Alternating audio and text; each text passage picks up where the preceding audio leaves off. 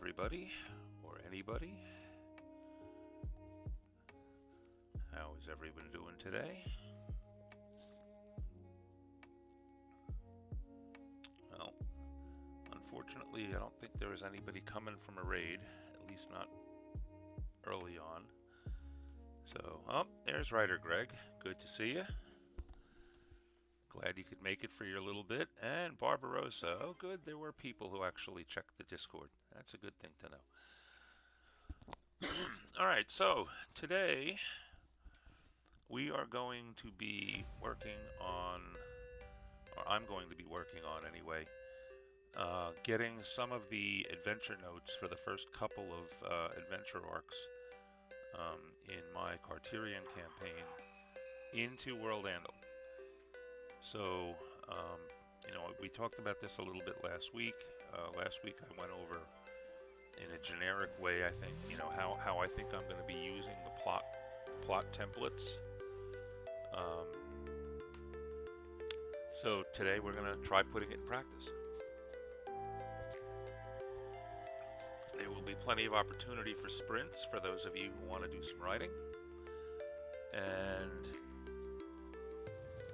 as always, I'll be happy to do questions and answers and that sort of thing along the way. So why don't we just get started and see what's going on. Another bit of news, and I'll probably end up repeating this once or twice because I'm excited about it. I have finally, after much back and forth in my own mind, pulled the trigger and ordered all of the bits and pieces for my new desktop rig. So hopefully everything will be here within a couple of weeks and I can get it assembled, and hopefully that will mean I can make it through a 2.5 hour stream without panicking in the last half hour and wondering whether or not my poor 12-year-old desktop workhorse will survive the streaming effort. So anyway, like I said, let's get started. And what I'm going to be working on is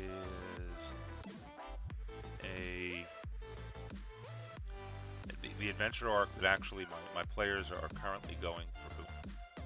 Right now I have 3 playtest groups that are working through this. And the general gist of it, well, let's go through the bits and pieces so we can see how it's going, and you can follow along my thought process. So, as a working title, I've got A Mysterious Theft. I had The Farmer's Dilemma as an earlier working title, but I like A Mysterious Theft better. All right, and I think up in the vignette section, at least for the moment, I'm going to just throw in here a quick, almost like a book jacket blurb kind of thing, just to remind me what it is that's going on. So I'm going to do that. I am going to launch up actually we're going to use the adventure stuff. I can fill in a few of these things now. What is my objective for this adventure is actually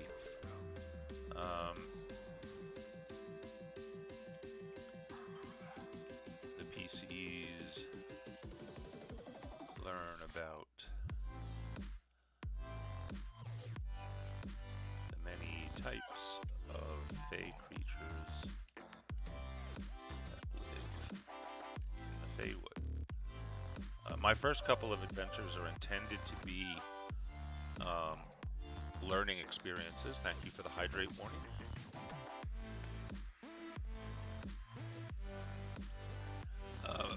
Again, they're attempted to be learning experiences. The adventures I'm building are for first level characters, and as I build them, I'm also keeping in mind the likelihood that we have first time players in the role playing scheme. So my first couple of adventures are there'll be 3 adventure arcs it'll get them from level 1 to level 2, but along the way I'm not doing any major long-term campaign hooks or anything. These are mainly learn the rules, learn how the game mechanics work, and learn about the world that you're playing in. So those are the main objectives. So what is the theme of my master plot?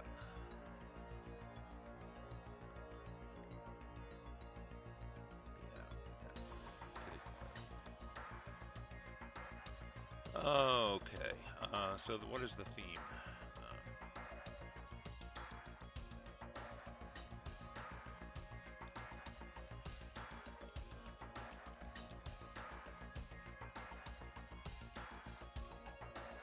It's a pretty simple one here. Like I said, it's mainly a learning experience. So this is a discovering type adventure. It is an other focus because it's not a main campaign type thing. Main adversary type. We're going to just call them henchmen because I'm not introducing anybody specific. Good morning, Coffee Quills. Good to see you. And good morning or afternoon. Actually, I should say good evening, Coffee Quills. Because I know you're on the other side of the planet from me. And hello to Ikara Chandra. Good morning, afternoon, evening, whatever it is. I appreciate it, Coffee. I hope you had a good rest of stream. So what do we expect? We expect the characters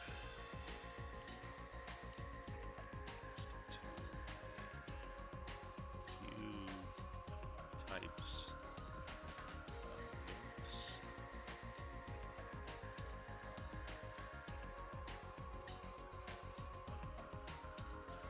Good fae.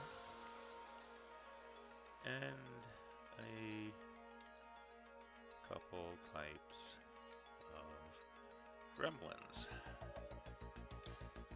The bad fae.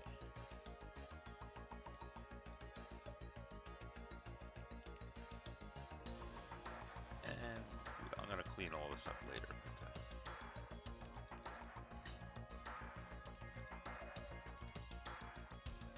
And we'll throw in a neutral leprechaun for good measure.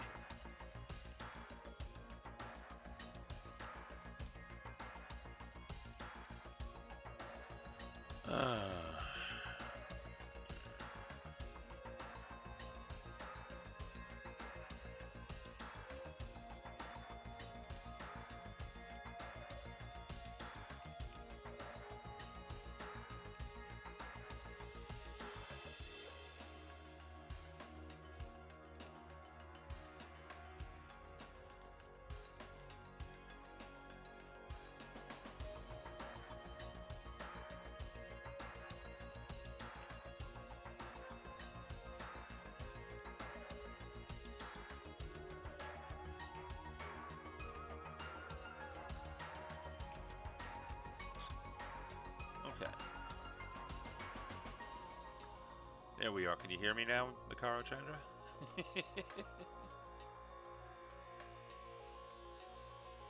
Okay. Good. Good. Good. I tell you, for those of you who are interested, you know what? I'm going to start up a timer. I'm going to, rather than you wondering what you should be doing.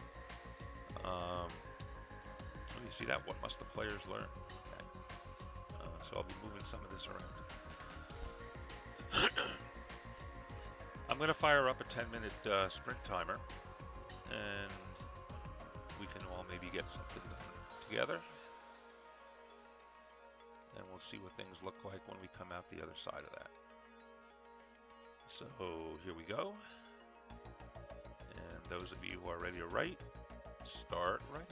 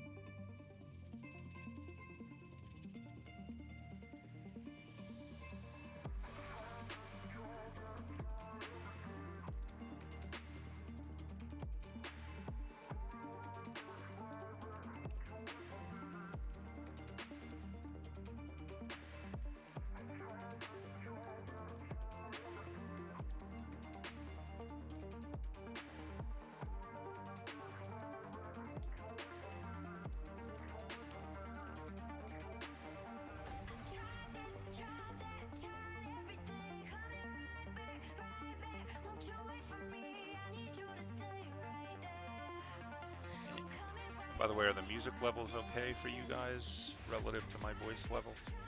Any problems hearing me over the music, or the music over the me, or nobody asking the caffeine, but I'm gonna do it anyway. Songbird is here, yay! And Edith, I assume it is Edith. That's how I heard writer Greg pronouncing it, so I will continue to do that until you correct me. Okay, good.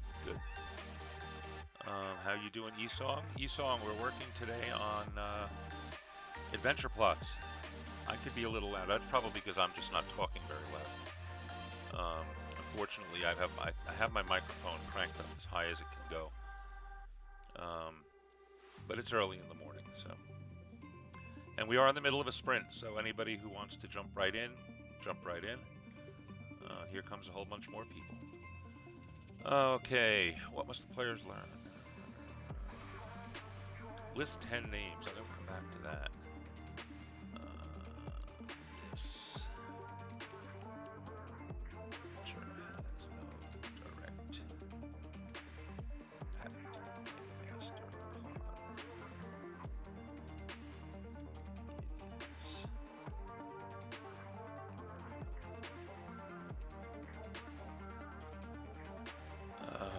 Foundation setting, let's say.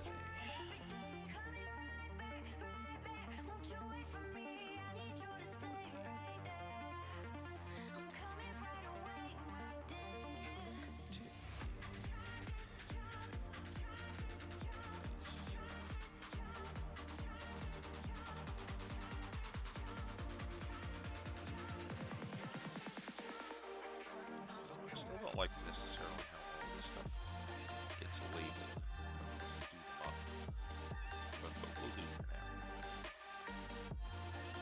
now. So substructure scene. This I can do. Scene 1.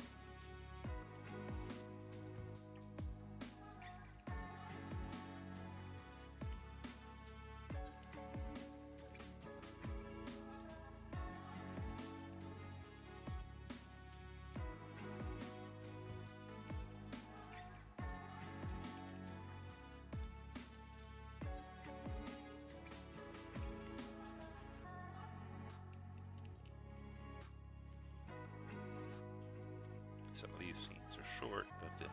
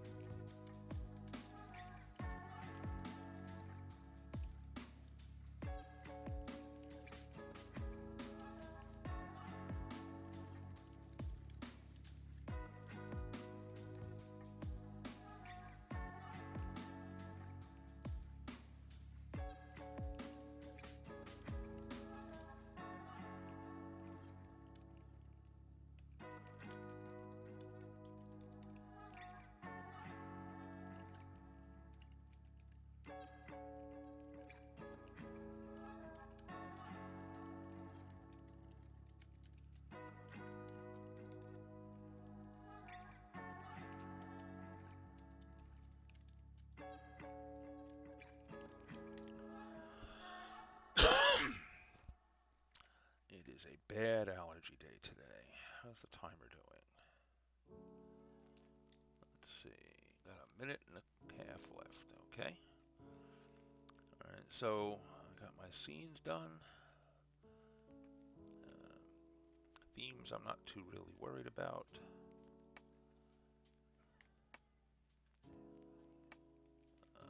This structure. Get into that. That'll be more important for the individual pieces, I think.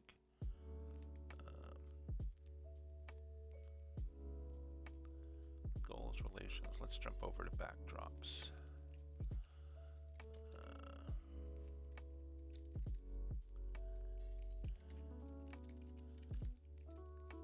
Bugbear's head in. I'm going to list them first. I'll just list them and then we'll deal with it from there. I have to remember what the farmer's name is. I do have a name for him.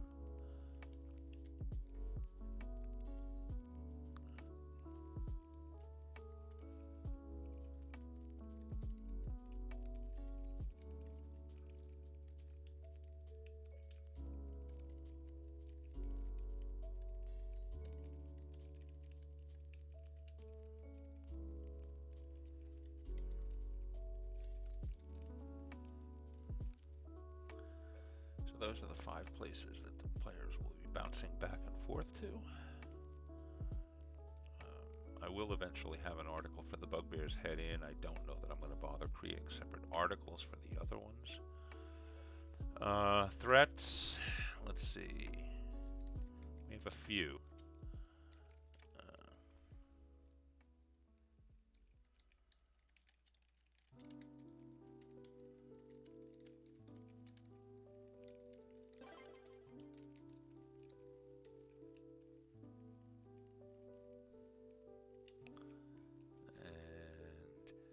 I see we have a few more people came in. Aegon came in. My guess is the timer is just about out. Time is up. Okay. That gives me a chance to catch up a little on chat.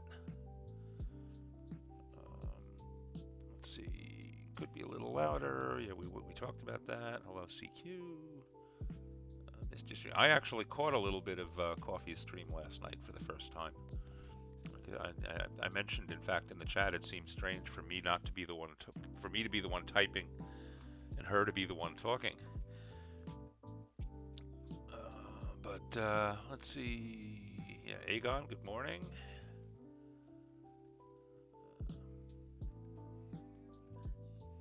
Doing good. Hydrating. Is that for me? Ooh, caffeinate. Yeah, I like to do that one.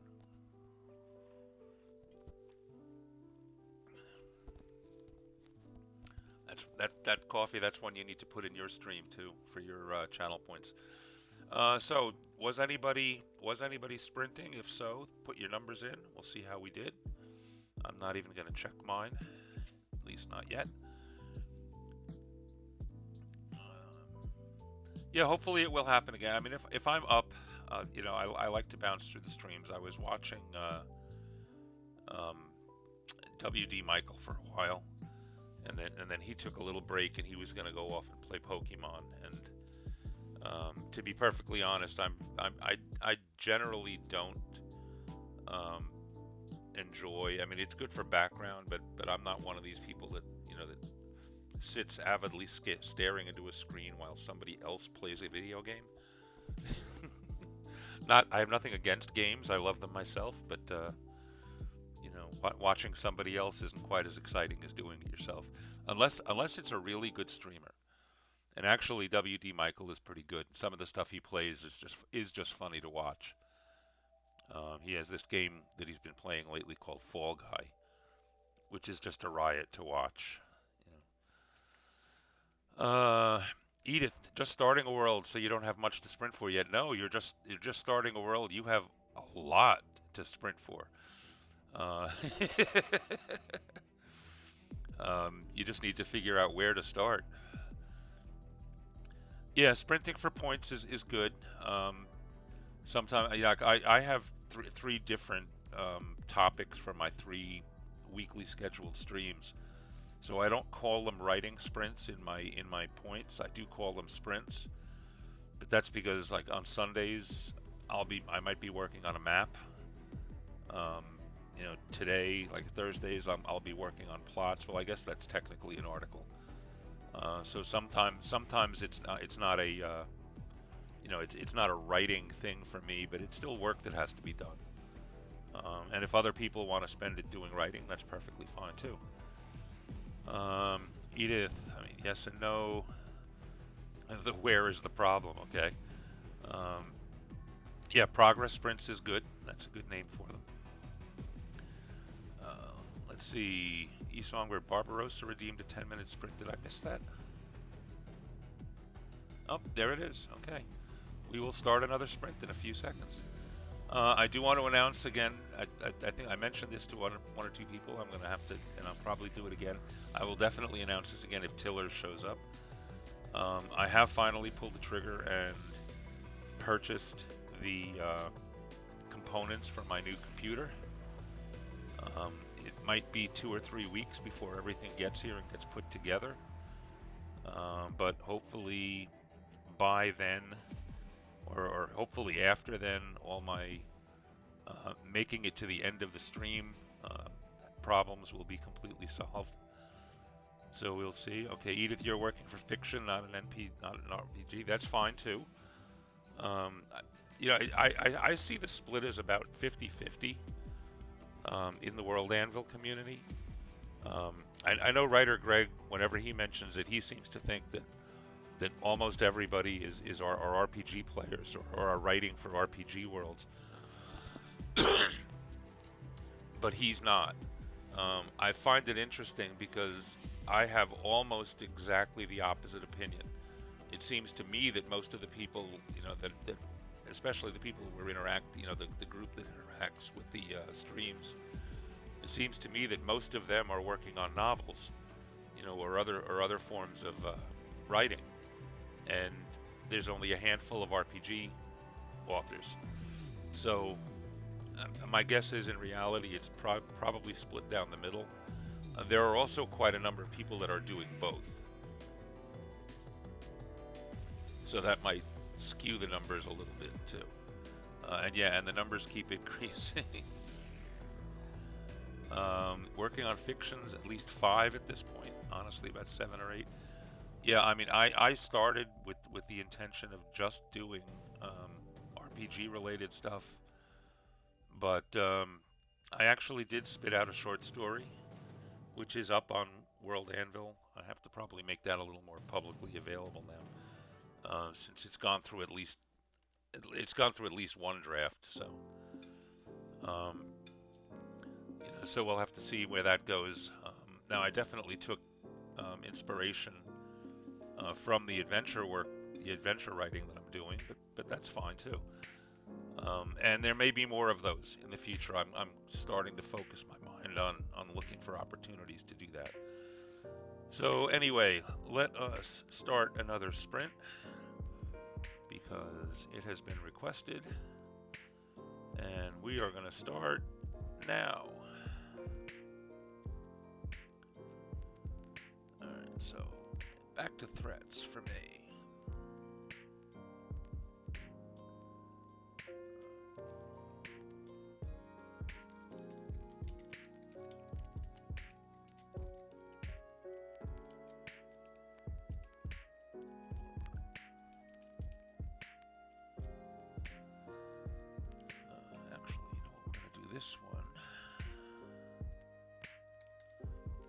list.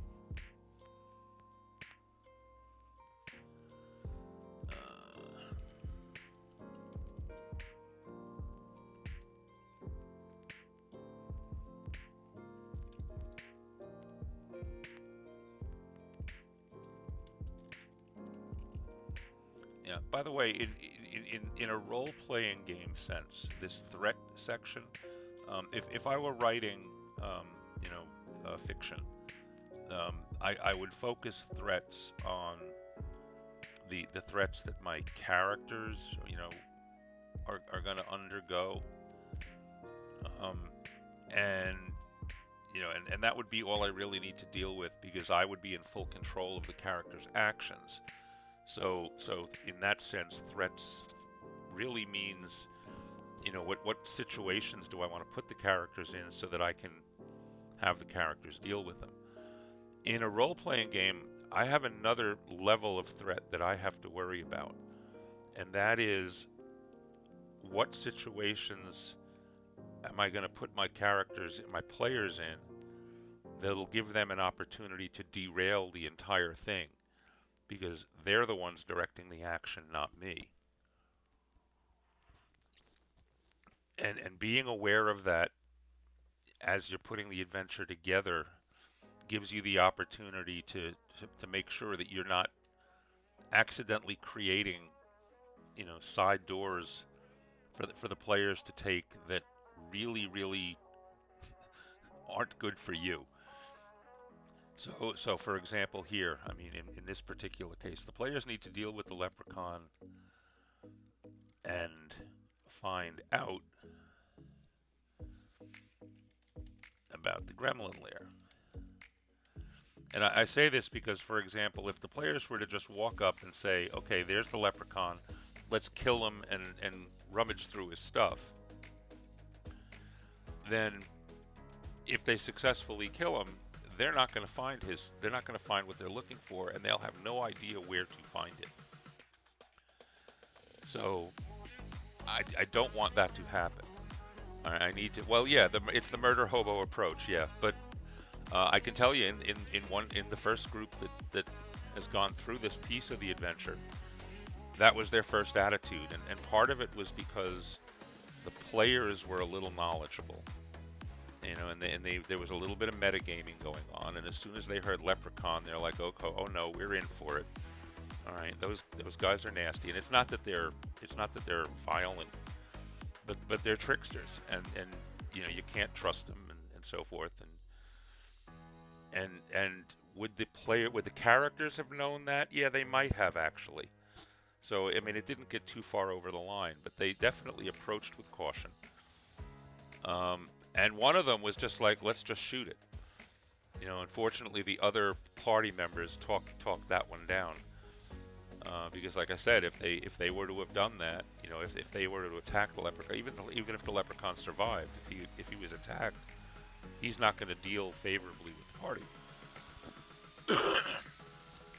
So I needed to make sure the leprechaun was pleasant enough, from the very beginning, and led on early in their interaction that he was willing to quote unquote help them. I also was careful. The leprechaun won't lie to you outright, but he might make sure that they'll play with words. So the party came expecting the leprechaun to have the missing tools that are involved here. And the leprechaun at one point did have them, but he doesn't have them anymore. So the first thing the leprechaun tells the party is, I'll be happy to help you, but you have to do something for me.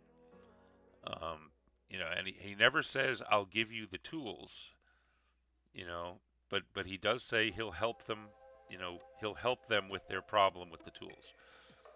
And it's only after they, um, at great personal threat, um, help the leprechaun, that they find out that the leprechaun doesn't have the tools, but he can tell them where to find them. So, um, so if the party killed the leprechaun, how would I go from there? Well, that's a good point. Um, I don't know that I could. What I would have to, what I would probably have to do is somehow introduce the party. The party would have to either happen across the gremlin lair, which is not likely. I could do that. I could have them, just rummage. I mean, you see, at this point, they're out in the middle of the forest, and if they kill a leprechaun, and they look through the leprechaun stuff, and what they're looking for isn't there, what do they do now? Just start sweeping the forest, looking for a pile of tools? I mean, so I could have them interact with the gremlins and have them led back in that way. But again, the purpose of recognizing that as a threat to the adventure, not necessarily to the players, but to the adventure, means I can make sure I can do my best to fashion the leprechaun encounter to minimize the chance that it's going to go off the rails. All right, and that way it doesn't seem like railroading. If it happens, I'll tell you when I'll find out if it happens. I'll find out if it's going to be a problem when my third playtest group comes through. Because my third playtest group it's a small group, and it's definitely a weird mix of characters. One of whom is a half-orc barbarian, who fortunately doesn't have any ranged weapons, so he'll actually have to run up to the leprechaun. So I mean, I can also deal with it that way, as long as it's not a ranged threat. The leprechaun has the wherewithal to avoid quite a bit of damage. But again, once he's attacked, now what happens? Is he going to talk to the party at all? Is he going to demand something more than what I'm originally planning? Because the way I have it planned is all he wants. It's been a long time since he's had a nice egg for breakfast, and he'll tell the party where the big chicken is that has the egg. Well, of course, the big chicken is a cockatrice.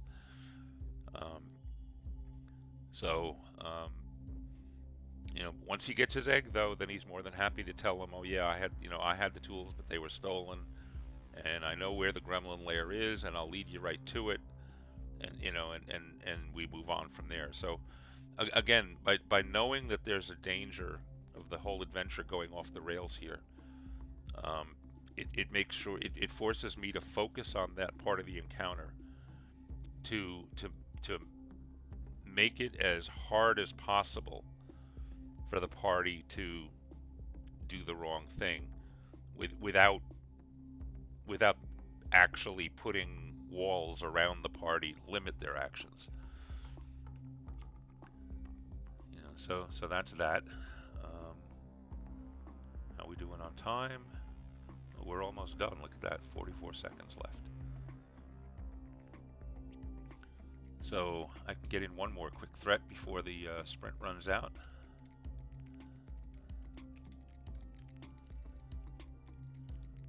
The cockatrice is itself a threat.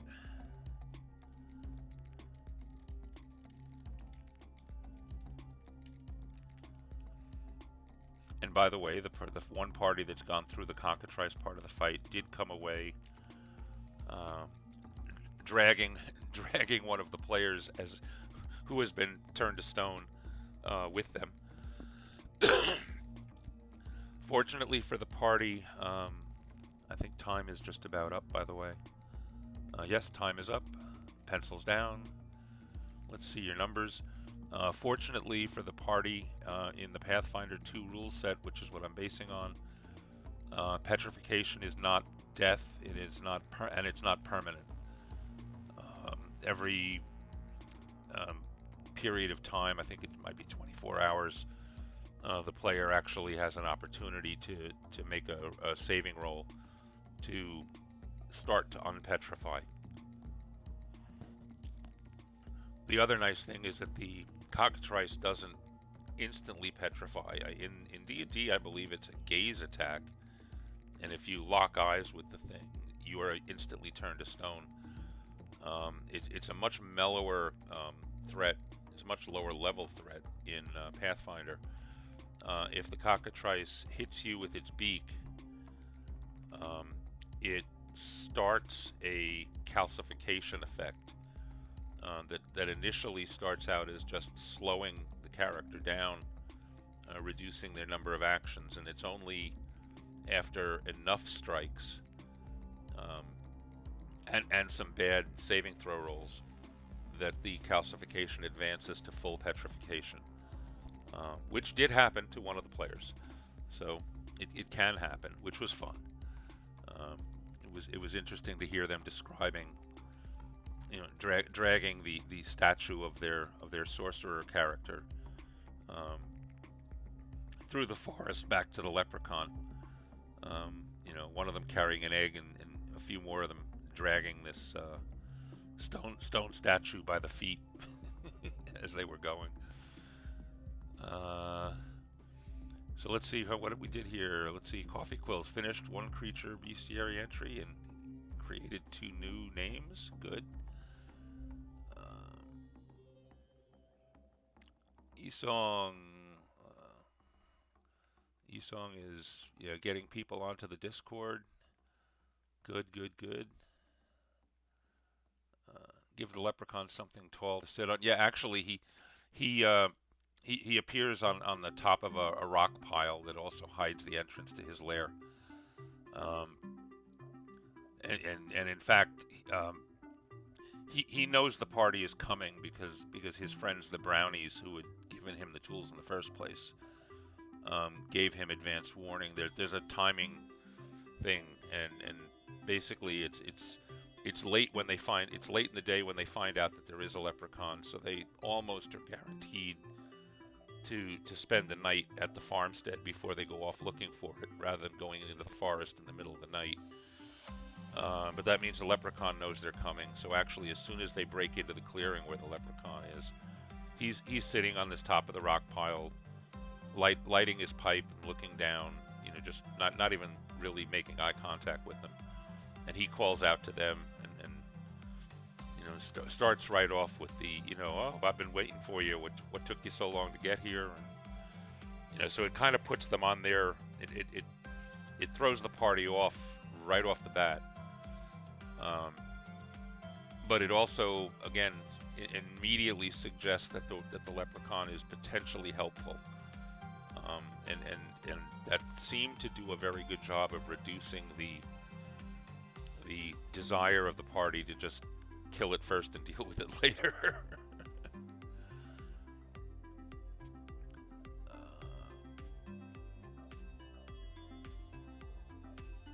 Esong, you're still settling in on a mix of hybrid and of online and live classes. Yeah, I do not envy you your position there.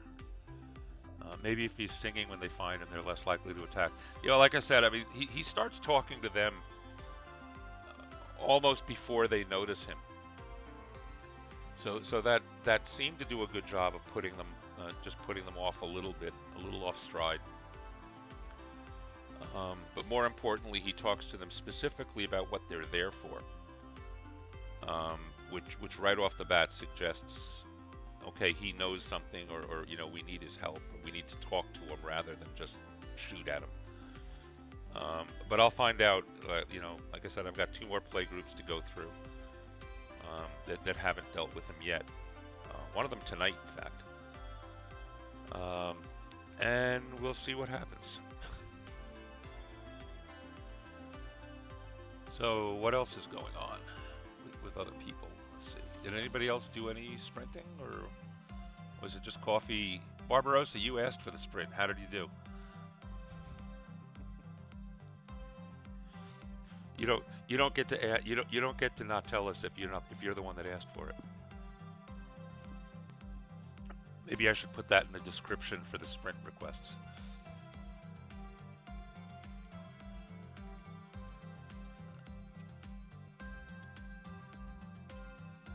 Yeah, singing things tend to be. Yeah, the only problem with singing things is then I'd have to sing, and that's not a pretty thing. I can get away with enough of an Irish accent to at least do a leprechaun voice. So looks like Barbarossa requested and dashed. Yeah.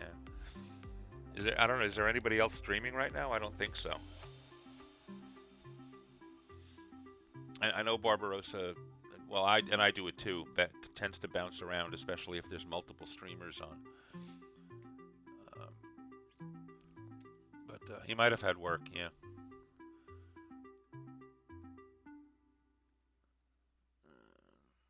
Nope, just you. Nobody said Leprechaun has ranks and perform. That's a good point. Maybe I'll think about that. Esong, did you get around to watching my Diamond stream? No, I haven't yet. Did you save it or clip it? You did. Okay, good. So I will get to it. That's on my list. I've just had so many. Yeah, the last 30. From what I understand, the last 30 minutes is the only. Well, I shouldn't say is the only part worth watching, but is the important part.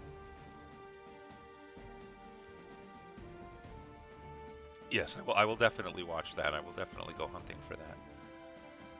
Okay, so let's see. I'm moving on along nicely here. So why don't we launch another sprint? Besides, I bet the Sings Badly Leprechaun is more memorable. Yeah, it could be. I could also have him just speak in rhymes, in bad poetry. Yeah, there's a lot of different possibilities. Bad poetry in a sing-songy voice.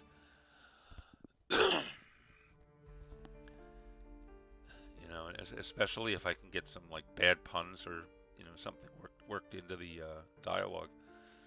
I'll have to think about that. I mean, for now, I'm just going for the cliche Irish brogue and cliche Irish expressions. And being part Irish, believe me, I've seen and heard them all. So, or some choice pauses. Yeah. He's trying to come up with something. Yeah, that would be good too. If he was kind of forced to talk in rhymes.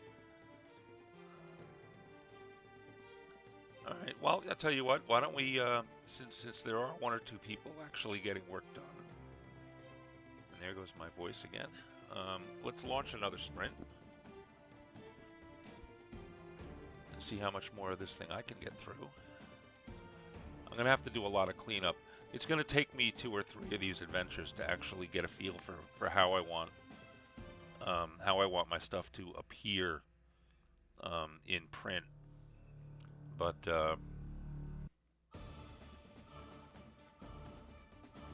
but for now, I'm just kind of throwing stuff into sections, and then I'll clean it up and see what it looks like later.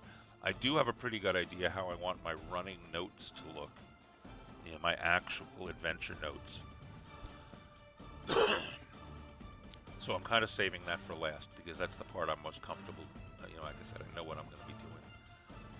Okay, mirror, mirror on the wall, talk or have a fatal fall.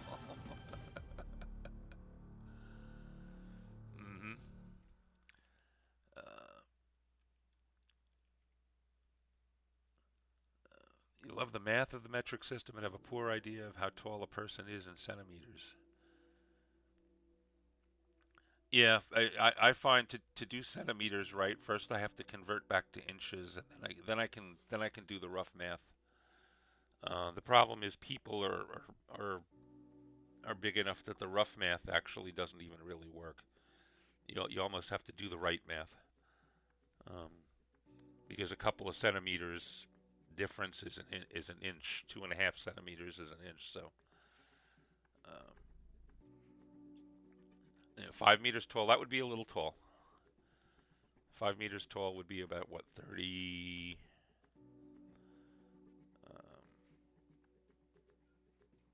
15 feet, probably at 17 feet.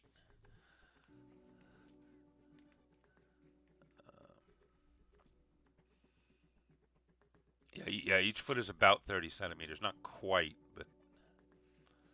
um, but that's what we all have calculators for. When I'm done, would I be willing to share the article? Oh, absolutely. Yeah, I'll be not only share it, but I'll share the whole evolution of it because, like I said, I expect the first couple of these to go through a whole bunch of cleanups and adjustments, and my plan is to use a combination. Well, they're all plots, but to use the combination of a an overarching article to describe the whole adventure, and then subplot articles to get into each encounter piece in detail. So for example, the article that I'm working on right now is the overarching article. It's not going to have adventure notes in it. The actual session adventure notes, but it's going to have, it's going to introduce all of the overarching themes as I'm, what was going through my mind as I planned out the whole adventure. And then once that's kind of laid out as just a, as a big canvas, then I'll start putting together the components. And in fact, if I run back up here to not to the locations, but to structure. Not, no, it wasn't structure. It was generic. Again, I listed a bunch of scenes. You know what? Let's do this so we can read it.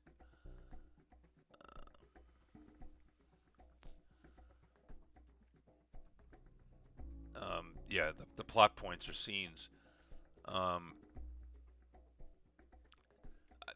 the first one I may or may not give a separate article to because it's simple enough. I'll probably combine the scene one and scene two into one adventure plot. Because scene one is really just how the party finds out that there's something for them to do at all. There is a little bit of interaction, but it's easy enough to jump from that right to the farmstead. But at the farmstead, there's actually two encounters that happen at the farmstead. The first encounter, they have to discover the dryad that's at the root of the whole problem. And then once they meet the dryad tells them about the brownies who here. In fact, let me give you the whole quick thing. This farmer has moved into the area. The Feywood is there are Fey creatures, good and bad, all over the place. There's millions of them. But the good ones, they've learned to, or they are learning to deal with the fact that humans and other things that aren't Fey or elves are moving into the woods, and they're making their homes here, and they have to live just like anything else. So while initially they might have been shocked at like a farmer coming in and starting to chop down a whole bunch of trees to clear land for a field, they've gotten over that. That's kind of in their past, and they're willing to accept the fact that okay, he's chopping down trees, but he's planting other things, so he's still working the soil, and that's he's making things grow, and that's a good thing. And he has to feed his family, so that's a good thing too. So as long as the folk and the Fae maintain a non-aggressive relationship, then that's fine. That's things are great.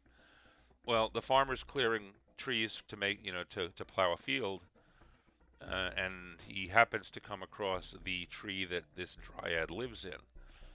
Well, that tree, as far as the dryad's concerned, is special. So we can't have him chopping down this tree. So she manages to just be, again, because it's the way I get to write the story. The farmer, it's the biggest tree in the area. He saves it for last because it's going to be the hardest one to work on, and he wants to get everything else cleared around it. When he finally gets to when he's ready to chop down the dryad's tree, it's getting late at night. So he just decides he leaves the axe stuck in the trunk of the tree and goes off to bed, planning on coming up in the morning and dealing with it.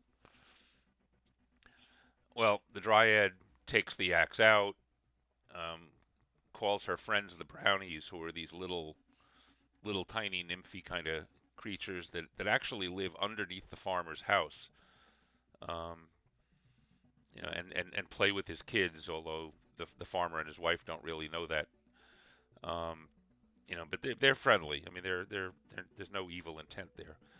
Um, but she asks the brownies to hide the axe, and she explains to the brownies that this is a game we're playing with the because that's all the brownies care about is having fun and playing. So she explains to the brownies that this is a game we're playing with the farmer called hide the axe. So you want to play too. So here you can take the axe and you can hide it. Well, the brownies think this is such a fun game, they get a little carried away and they start rummaging through the farmer's tool shed. And not only do they hide the axe, but they hide basically every other tool they can find. Um, and then they go even further and decide that this is a really fun game, but we want to make sure that it lasts a long time. So we have to make sure the farmer doesn't find the stuff. So we're going to get our friend the leprechaun, who lives a few hundred yards or whatever off in the forest. We're going to get our friend the leprechaun to hide the stuff for us. So this this is how it all cascades. So the PCs have to first meet the dryad, who tells them about the brownies. Then they have to figure out how to talk to the brownies, because although the brownies are they're happy they'll pop out and play with the kids, they are very wary of adult folk.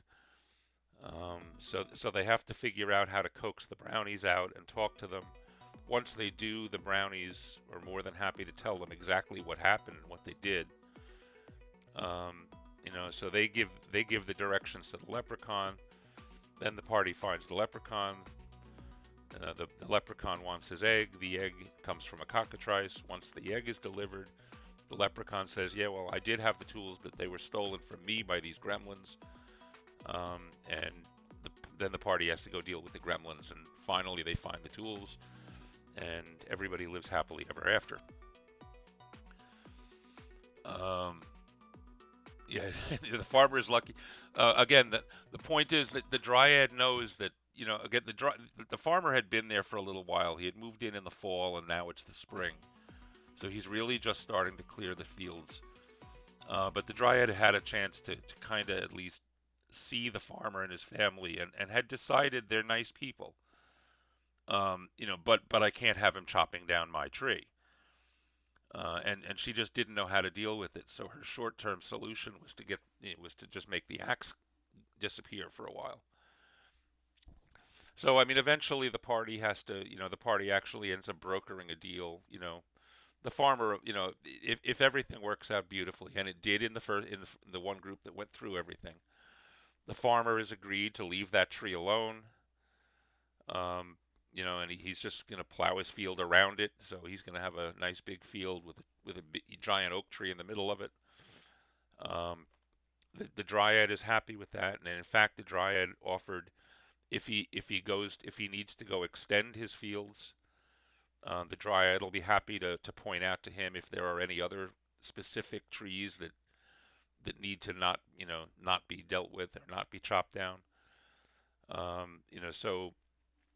So I mean, ultimately, it's not just about recovering the tools, but it's also about improving the relations between the good fae and the farmer. And the players get to learn a little bit about this too. I mean, the farmer's wife is a townie and very superstitious and kind of afraid of all the fae anyway.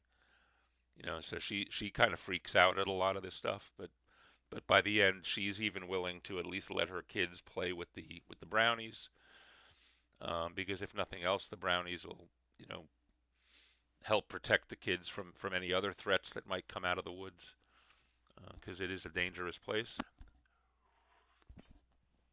So there's lots of good things that can happen, and I don't care.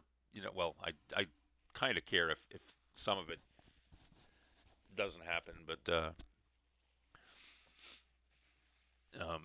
But like I said, the main purpose of this is of the overarching purpose of this whole adventure is to introduce the players to the fact that there are good Fae and bad Fae. And the good Fae need to be dealt with in creative ways sometimes. Um, and the bad Fae need to be dealt with in appropriate ways sometimes. I mean, the gremlins are nasty. The gremlins deserve to die, and they probably will. Um, so anyway, back to what I was saying. I keep jumping around. Oh, that's getting a little hesitant already. That's not good. Um, I'm going to end up creating one sub adventure plot probably for these scenes 1 and 2. The leprechaun is going to get the leprechaun into the cockatrice is my second one, and then the gremlin encounter, and then the wrap up will be the third one. So that's basically how I'm planning on laying out article wise. So ultimately, this entire story arc will end up um, with four World Anvil artifacts, and possibly some references into other things too. We'll see how that works.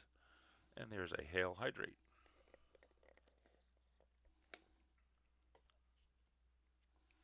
I can do that. Okay, and we're starting to slow down already, and that is not a good thing.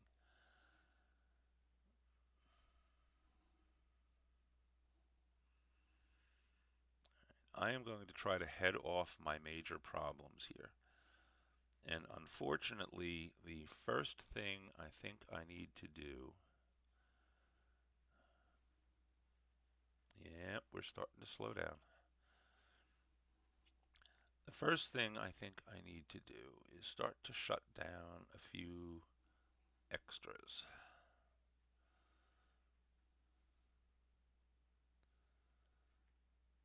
And one of the first casualties, once I get my machine back. Ah, good. There's the editor window. So it's almost back. Actually, the first thing I'm going to do is because my schedule was all messed up this morning. Yeah, I'm gonna try to do this. I'm convinced that there's a quote unquote memory leak or buffer leak somewhere in the Pretzel Rocks app. Um, because that always seems to be one of the worst performers I have. So unfortunately, I am going to turn off the music for the remainder of this session, if it lets me. I want to see if I can head off some of the problems I have, and these are this is one of the reasons I'm putting together a new computer. Uh, yeah, just keep talking about my adventure while it restarts. Yeah, that's my plan. I mean, I have learned that apparently the stream continues. My voice at least goes out to you guys. So I will keep talking. Um, and I will keep, yeah, so many optimizations to delay memory leak problems. Like I said, what I'm going to try to do is I'm going to shut down one or two things. I'm going to shut down Pretzel Rocks. So my apologies about not having further background music. Um, I'm going to shut down. I'm going to probably shut down the window that has my host bot, my the mod bot running. I think the mod bot will continue to run, but we'll find out. I'm hoping it doesn't take my chat window down with it though, because that's where the chat windows will pop out from that. So let's try that experiment and see if I make see if my chat window goes away. We're going to turn that off.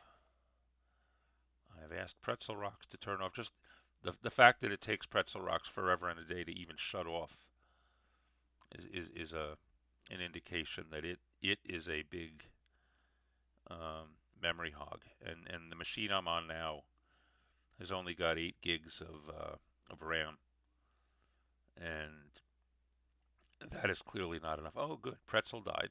That's a good thing. And Moobot died, so is my chat still working? Can somebody just type something in the chat and let me see if I see it?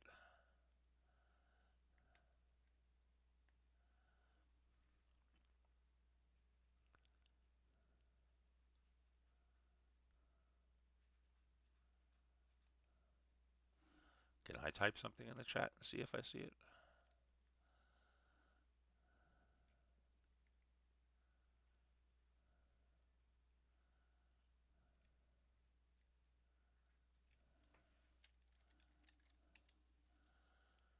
Let's see. It looks like it's slowly coming back.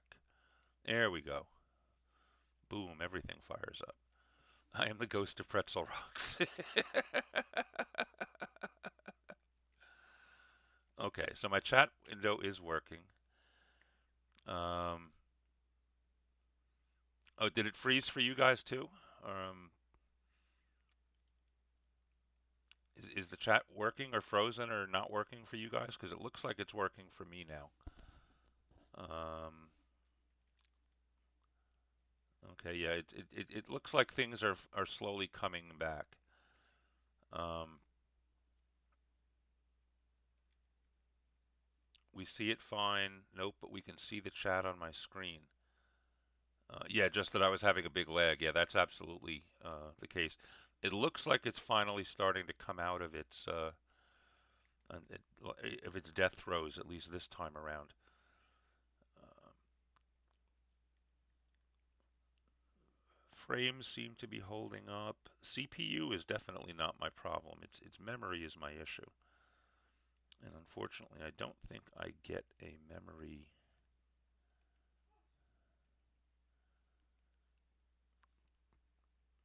Do I get a memory check? Does OBS let me see memory? It shows me everything else. Drop frames. I haven't dropped any frames. That's good.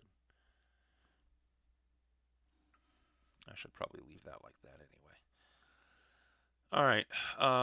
Tell you what I'm going to do though. I'm going to take a very, very short bio break, and hopefully during that time, things will settle themselves down with me not stressing or straining anything. And hopefully we'll be able to come back from that. I'm going to pop you over to a B. You know what? I'm not going to even pop you over to a Be Right Back. I'm going to keep things as minimal as possible. But I am going to disappear for a few minutes, and I will be right back.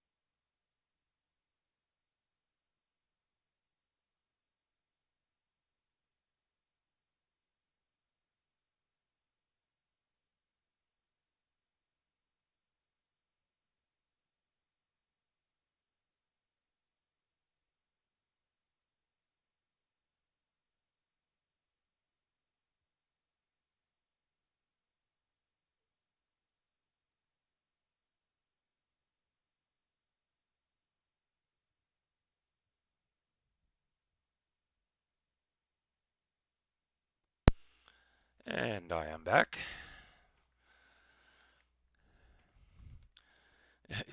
13-second delay from your phone and your computer. Yeah, welcome to my world. I deal with that all the time. Okay. The other thing I'm going to do is shut down this Word window. I'm doing everything I can to free up memory space to maybe get through this.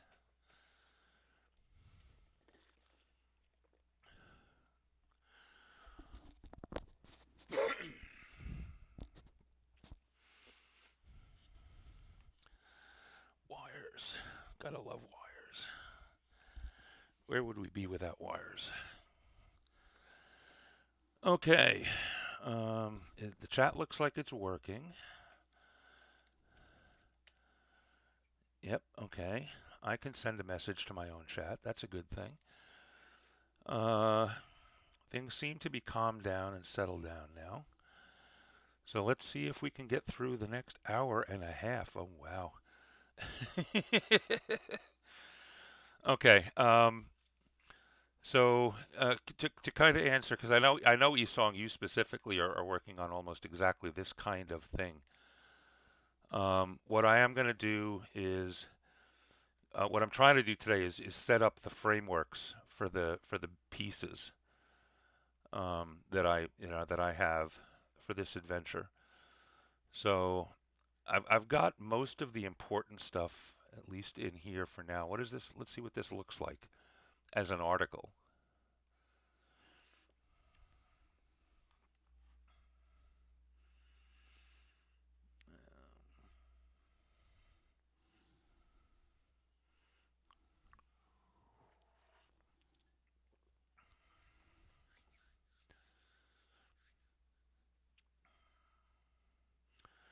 Like I said, right now I'm not terribly worried about the visual appeal of the article,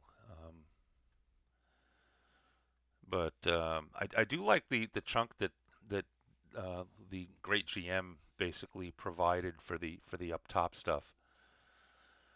And again, this being the overarching one, it is a discovery adventure. It has nothing to do with the main campaign or anything. There's no major villains or bad guys being introduced, just your typical run-of-the-mill bad guys. What do we expect?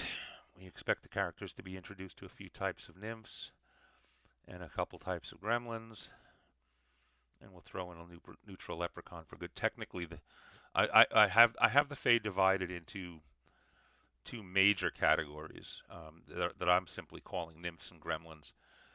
Technically, the leprechaun falls into the nymph category, but they're kind of almost in a class by themselves and sit in the middle because they can be nasty. What must the players learn? They should learn about the types of creatures that inhabit the wood and introduced to the relationships between the nymphs and the folk. How does it change my master plot? It doesn't, because there is no master plot yet. I need to hydrate and I need to posture check. Yeah. Now that's caffeinate. This is hydrate. So we walked through the plot scenes already. We walked through the backdrops, the locations. I do have to put at least one more thread in there. The gremlins, and then I have to think about a few other possibilities. So I will do that. But then what I'm going to do is jump into the specific encounter pieces, and we'll start to lay out what I think those are going to look like. So I don't know if anybody wants a sprint, but let's do another sprint, and during this sprint I will be able to finish up this particular article, and then we can move on to the subs. Coffee, have a good time. Thank you for stopping by. Have a good sleep. And if you're on tonight, are you on tonight? Because maybe I'll see you tonight.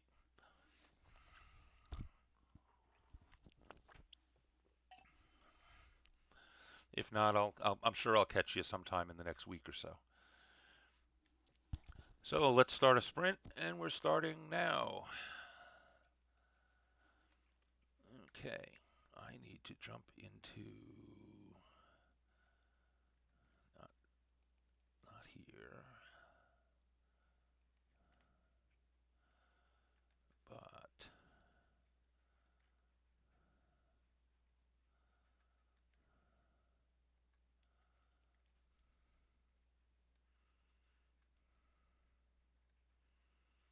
here.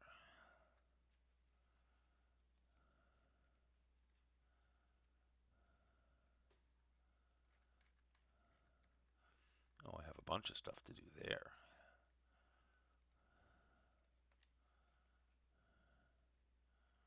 Where did my threats go? Is that relations?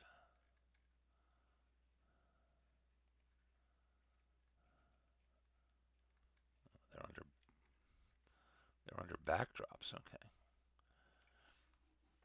All right. So the cockatrice, and then of course the gremlins. I don't even need to describe that. You know what? I'm going to actually split this list up into two smaller lists for a reason.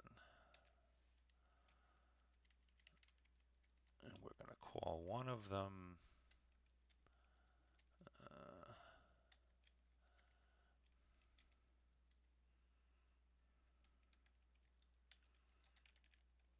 threats to the characters.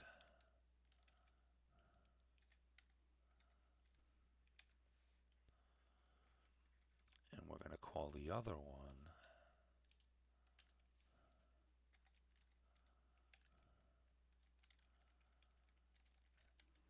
threats to the storyline. Just to make it clearer in my head and anybody else who's reading this,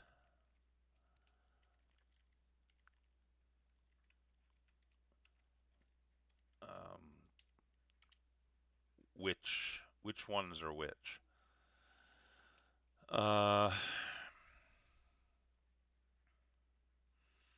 As far as threats to the characters,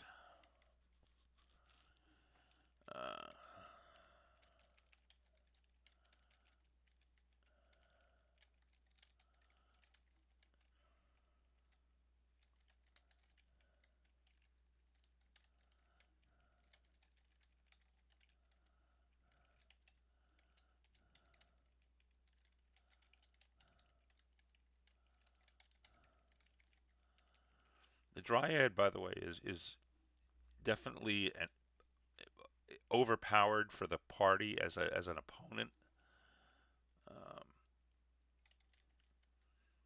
So it's worth noting that if they do something stupid and really stupid and attack the Dryad,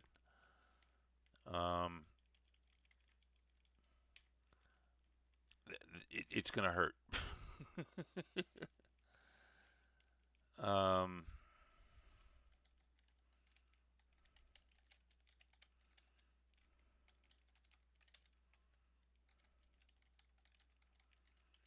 and the Leprechaun is almost in the same boat. They should be able to beat the Leprechaun, but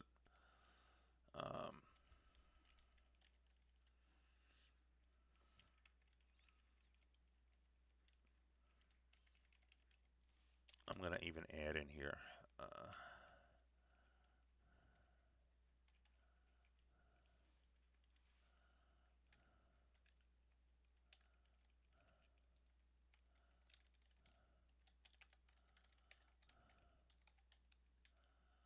No, you know what? I'm going to put that down below. So as far as the party's concerned, the Dryad is a potential threat, the Leprechaun is a potential threat, the Cockatrice is a definite threat, and so are the Gremlins. As far as the storyline,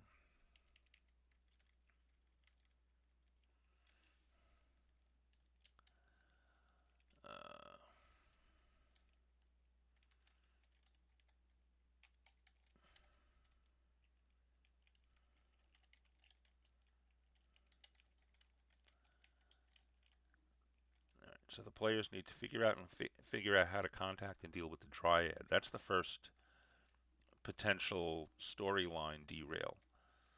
Um,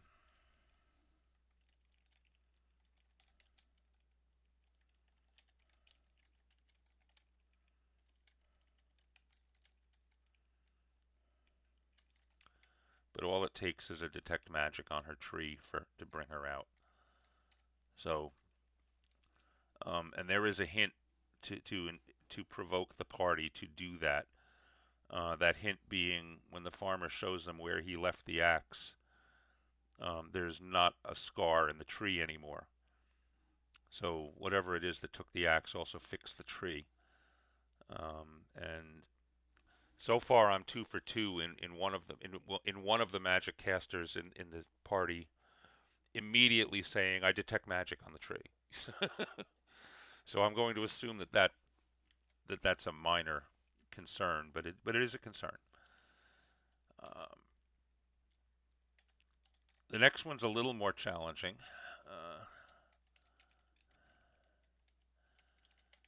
The players need to figure out how to talk to the brownies in order to move the story forward. This may take, and it took varying levels of help, shall we say, for the two parties that have gotten this far. Uh,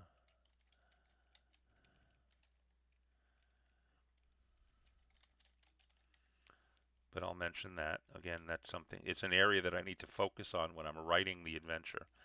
Because the other thing is, I'm not just doing this um, for my own purposes. I mean, a lot of this stuff I wouldn't need to write down or remember if I was just building an adventure to run my players through. I would like very much to publish these adventure modules, and because I'm publishing the adventure modules, I have to not only I'm not only writing notes for myself, but I have to write notes for somebody else who's going to pick this thing up off a shelf, or take a download, of the module. And I can't guarantee that, obviously they're not going to have all of the embedded foreknowledge about the whole situation that I do. So I have to make sure that all of my thoughts about how to work through these things actually find their way down to the articles.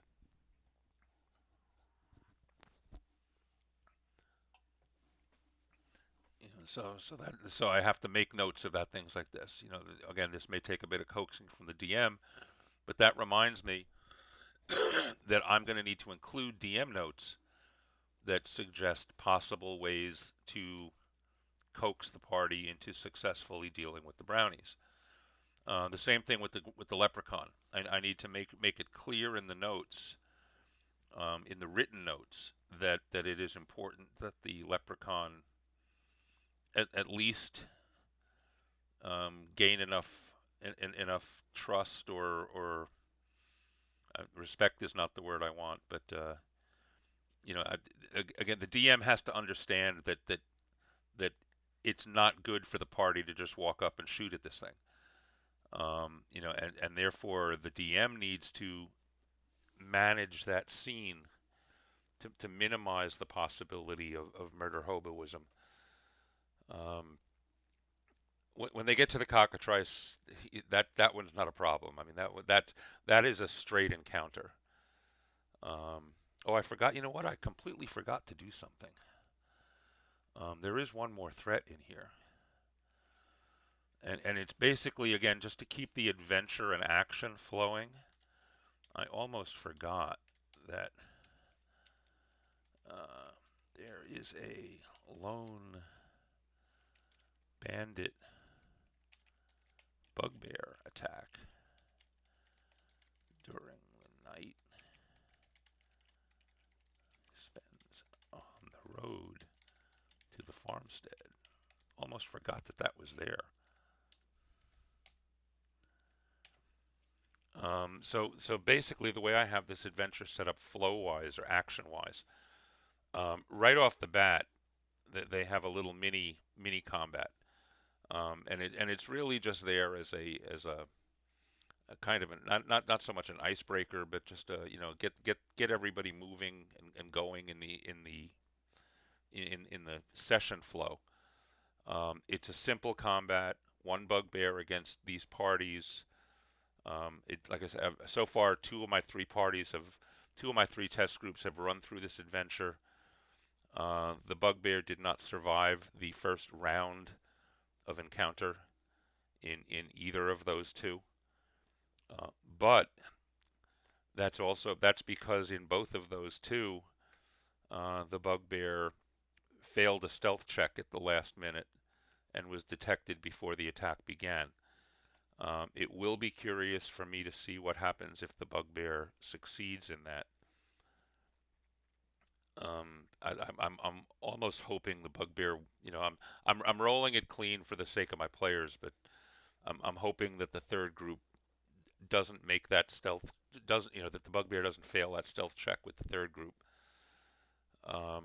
so that I can see how the other option plays out. And if that doesn't happen, I might actually have to, you know, call one or two of my playtest groups back into mini session and say, okay, we're going to just replay this little piece of the module, but this time the bugbear is going to succeed, and just to see how they deal with it and see how it works out. Because again, if I'm publishing this, I need to know what those possible outcomes are, so I can see whether it, how whether or not it takes things off the rails. I don't expect this one will, um, but it might. I mean, if how discouraged is the party if they lose, or if they're not going to get wiped out by the bugbear. They might get financially wiped out because the bugbear is literally there to rob them. So if the bugbear gets away with all their stuff, what do they do? So I need to get some insight into player minds, in a situation like that. Uh, but anyway, so we have the bandits there, threats to the storyline. Um, Total party kill by the cockatrice. That, of course, would derail the party or the adventure. And not that these are likely, but again, need to think about it. So we need to make sure that some situation or something happens in them to minimize the chance for that. It is. I always tell my players in all my worlds, um, and any adventure I design for you, um, should be survivable. That will be survivable. In fact, as long as you don't do anything glaringly stupid. Now, survivable doesn't mean that everybody's going to come out unscathed, but it does mean that everybody should make it out the back end walking, or or either walking or being dragged by the party. Um, nothing. That there's no insta death, anywhere, or again, unless either the dice go really really bad, or the party does something really really stupid. And if the party does something really really stupid, in my opinion, then they deserve to die. Um, that might be cold and heartless, but you know, and if the dice are really really bad, there's always ways to deal with that. Although I'll tell you, that's one of the problems with online gaming. Um, is the die rolls tend to be much more exposed, and it's a lot harder to fudge a die roll as a DM, when you need to, unless you start using lots of secret rolls. But for some reason, people are. I've found anyway that when you're sitting around a table and a DM is rolling dice behind a screen, everybody they can hear the die rolling. All right, they obviously can't see the result. So if the thing comes up 20 and I say he missed, instead of he hit, they don't know, but they're happy because they heard the dice rolling. Um, if you're playing in an online game and I do a GM roll only, or like a whisper roll or something like that, they have no way of knowing that I actually rolled the dice. So I've found the players are actually much more suspect when you just announce the result of a hidden roll on online. I'd be curious to know if other people have seen that same situation or same experience. So, are there any other potential threats to the storyline? There are. All right, and this is where we start getting into into almost the risk management portion of writing an encounter. Um, what happens if the party breaks the cockatrice egg? How will Leprechaun react?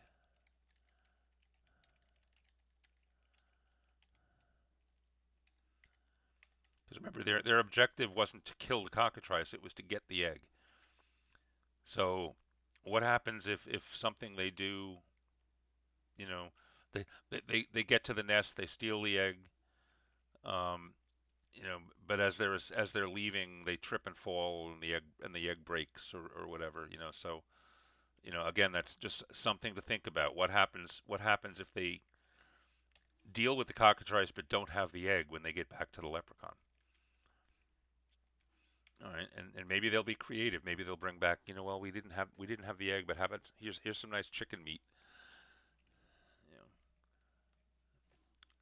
know, so there's that. And as far as the gremlins, um, there's really not much. I mean, they either beat the gremlin, they're in the gremlins' lair, so they either beat the gremlins and find the stuff, or they don't beat the gremlins.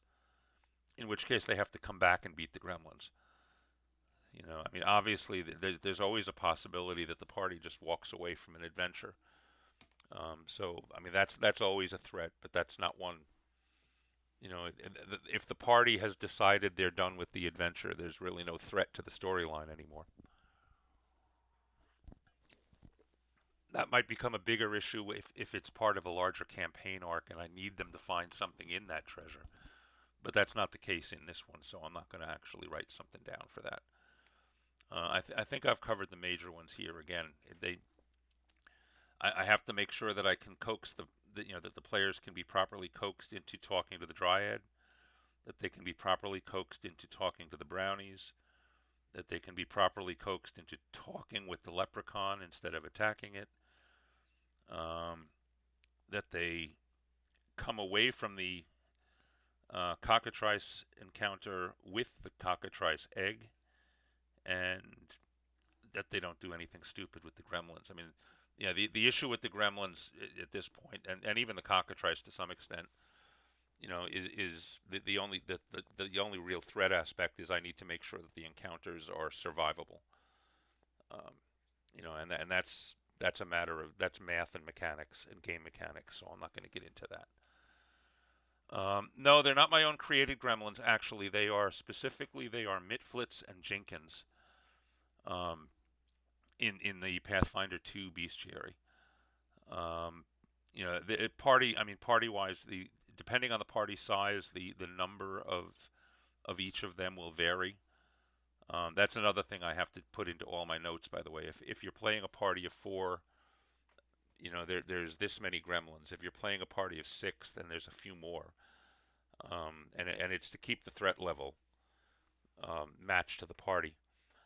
Um, but yeah, no, gremlin is just a general category. There's actually about a dozen different specific species of fae that fall into the gremlin category, maybe more, somewhere between a dozen and 20. There's also somewhere between a dozen and 20 that fall into the category of nymph. And the difference basically is the nymphs were all the nymphs they all range in alignment or in attitude, but from either from something good, to at worst true to at worst fully neutral. But the defining category or characteristic of a nymph is that they were created in the form that they are by the god that created the Fae in the first place. And they're basically they exist to tend to nature and enjoy nature. Some of them do a little more tending, like the dryads and naiads and things, and some of them do a lot more enjoying, like the brownies and even the leprechauns. You know, they're basically they exist to live a good life and have fun. The gremlins are fae that were either twisted, you know, mutated, twisted, whatever you want to call it, by one of the darker evil gods. You know, some of the gremlins might have originally been some form of fae, but you know they were twisted into new forms or new shapes and given new attitudes. Or some of them might have actually been created by the darker gods as a counter to the nymphs. So there's not a one-on-one relationship between them, but there are, you know, there's good fae that range all the way up from lowest level up to pretty powerful, and there's evil fae that run the same gamut. Um, so the party is just being introduced to kind of the lowest of the low in this session, because they're just first level themselves. But again, it introduces them to the fact that there are good ones out there and bad ones, and yeah, no, these gremlins don't get created when they fall in water or anything like that, or fed after midnight. Oh, has anybody seen the meme on Facebook or elsewhere that it was running about 2 weeks ago, just before the beginning of the month? A picture of somebody holding a gremlin from the movie toy, and they were holding it over a kitchen sink with running water, and the caption was simply let's get ready for August. Um, 2020 is not a fun year. So how's our timer doing? Are we timed up? Time is up. Time was probably up a while ago. That's another thing I'm looking forward to, is the ability to actually see when my own timers run out. That'll come with a new machine. So how did people do on the sprint? Uh, Barbarossa, how did you do this time? I didn't see an answer from you last time. Or are you just looking? Are you just running sprints to see me work? That's fair too. So, E Songbird, I've only ever fudged rolls when I really wanted something the players came up with to happen. Yeah, I mean, there's times when you need something to happen, um, but you don't want the players to know that it was predetermined. And in that case, the roll the dice and ignore the result is a tool in the game master's toolbox that has been there for 40 years. So, and like I said, when you're playing tabletop, it's easier to do because you have a screen or something in front of you, you know, that's blocking the player's view from, you know, of other things anyway. And they seem to be just an attitude thing. They're happy just hearing the dice roll, you know. So, you know, they get the impression, false or otherwise, that, you know, that chance has led them to this outcome. Um, that's, like I said, that's harder to do in an online game because you either have to show them the result and then fake it, or you have to tell them that you rolled, and that's it. Okay, that's a phone call we can ignore. There's nobody in Sea Isle City, New Jersey that wants to talk to me. I run my game before freeform, I guess. I never have to have something happen. Yeah, I mean, I try very hard not to, but if you're building a campaign environment, or a campaign setting or a campaign arc, then clearly there are some things that have to happen. Now, they may not happen the way you want them or the way you originally envisioned them. And one of the big differences between a you know a true railroad and a true sandbox, and I've had to do this in the past. if you lay out a route to success for or a route to some milestone for the party, and they follow that route, and you make it the easy route to follow, so they follow it willingly. They don't realize that they're you know quote unquote being railroaded. I mean, don't forget too, the players know they're playing a game, and they know that you as the game master have spent time building an adventure or an encounter. All right, so if they know, or at least they should know, that if they deliberately analyze the encounter and decide to do something that takes them off the rails, that they're running the risk of wrecking the rest of the afternoon of fun because you don't have anything prepared for them. All right, so in the back of their head, they hopefully know that. That said, some will do it just to test you anyway.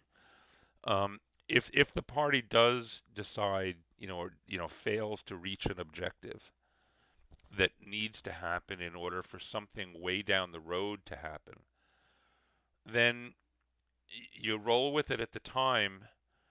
But now you're going to go back to the drawing board and figure out how can I redirect them to get them back to that objective. And it may no longer be the path you originally chose, but you'll have to come up with something before the next session. Okay, now that you're off on this path, what can you do? And hopefully hopefully at some point they'll follow the path that you're hoping for, and they'll get to where you want.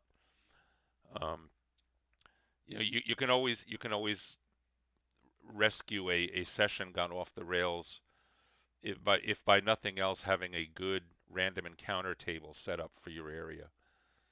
Because nothing kills time better than a timely random encounter that is appropriately risk risk assessed for the party. Um, the trick with random encounters, yeah, well, that's a good idea. Yeah, that you haven't thought about yet. The key to to handling random encounters well, to me anyway, is first of all, every random encounter table that's in the handbooks or guides that you're working with and I'm going to make an exception for you, Songbird, right now for a reason that'll become obvious in a second. Um, if you're just dealing with a general game master guide or player handbook or whatever, take those random encounter tables. You will use them. You might use them as reference, but you will not use them in game. All right, and that's simply because in order for your game to be believable, the random encounters need to be appropriate to the specific environment that the players are in. So, in my world, for example, right now, all right, in the section of the Feywood Forest that the players are in, all right, I can have them encounter bugbears because it's established that they're around there. I can have them encounter any of a number of minor evil fey because it's established that they're around there. All right. I can't have a band of wandering, a raiding party of orcs attack the party at night because they're in the middle of a forest that is patrolled by elves all the time. All right. And the orcs wouldn't get to where they are. Now, there are other forests and other places in the world where that random tribe of orcs is a perfect random encounter. All right, but not where I am. So one of the things that you want to do when you're setting up a play environment is make sure you have a random encounter table that is tuned to the area. And there's another choice to that too. I mean, again, the random encounter tables in the books usually are, roll a dice and you encounter, you know, two bugbears, or you get, four or whatever. Uh, you might want to even take it a step further and actually kind of pre-design four is probably enough. Um, pre-designed for encounters. All right, so that so the only thing you're rolling is which of the four prepped encounters, or is going to happen. But if the die comes up, the bugbear encounter, you've already got a sheet of paper somewhere that lists, that gives you the stat blocks for the bugbears. You know what they're carrying in treasure. What can be looted from them if after they're beat. You know what weapons they have. You even know approximately what tactics they're going to take. If it's a daytime attack, they'll do this. If it's a nighttime attack, they'll sneak up or whatever it is. Take a little bit of time. It's work, but plan 2 or 3 or 4 of those. All right, and if you need them, if you depending on how often you want to run randoms, if you need to, as you tick them off the list, if the players are still going to be in the area, then one of the things you're going to do before the next session is replace the one that you used with some new one. But give a little thought anyway. That the important thing is to at least give thought to what it is the players could encounter in a random encounter that will make sense in your world, and don't forget to include non-combat encounters. All right, one very possible random encounter for my players when they're traveling on the road between the inn and any place else is just a small merchant traveling band. Um, it's a role-playing opportunity. Let's share a campfire with these guys. Um, it's what's happening in the outside world. Even if you don't give them any useful information, if it's just small talk and little odds and ends here and there, but just to pass the time, it puts flavor in your world. It puts believability in your world. It reminds the players that it's not just about the bad things that are lurking in the forest. There's a trade road here, so there's people using it. Maybe you meet a mysterious character that is completely a red herring. Um, that drops hints to the party that you have absolutely no intention of doing anything with. If the party remembers that and says, hey, remember that guy we talked to and he told us such and such? Maybe that'll give you ideas for areas to take the party, because they want to go that way. So include good with the bad on the random encounter tables is the suggestion. Any suggestion on where to store them in World Anvil? Well, you can set them up as individual adventure plots. All right, and maybe you could put them under again using the structure that I'm using here, where I have an adventure arc and then the adventure phases. You could set up an adventure phase for each encounter and just put them under a category called random encounters. All right, the adventure, the quote unquote adventure arc for them is nothing more than this is a collection of random encounters, and there might be 3 or 4 in there now. That might grow to 10, 20, 30. Songbird, the reason I said you were kind of exempted from my advice to not use the tables is because you are running a specific salt marsh adventure, and I would hope that if there are random encounter tables in that book, they have already been tuned to reflect the sorts of creatures that are appropriate to the areas that your party is adventuring in. Now, that said, if you've added new creature types or made some changes to what lives where or how, then you may need to modify the random encounter tables for yourself as well to make them interesting. All right, but that's something you'll have to look at. You like the idea that Janet Dimmy mentioned at Gen Con, use the random and social encounters to highlight the cultural context of your world. Yeah, and again, that comes with some of the with the non-violent encounters that you can work in. For example, here's an example from my world. Again, anybody that had the opportunity to follow all of the summer camp articles that I had people showcasing throughout summer camp.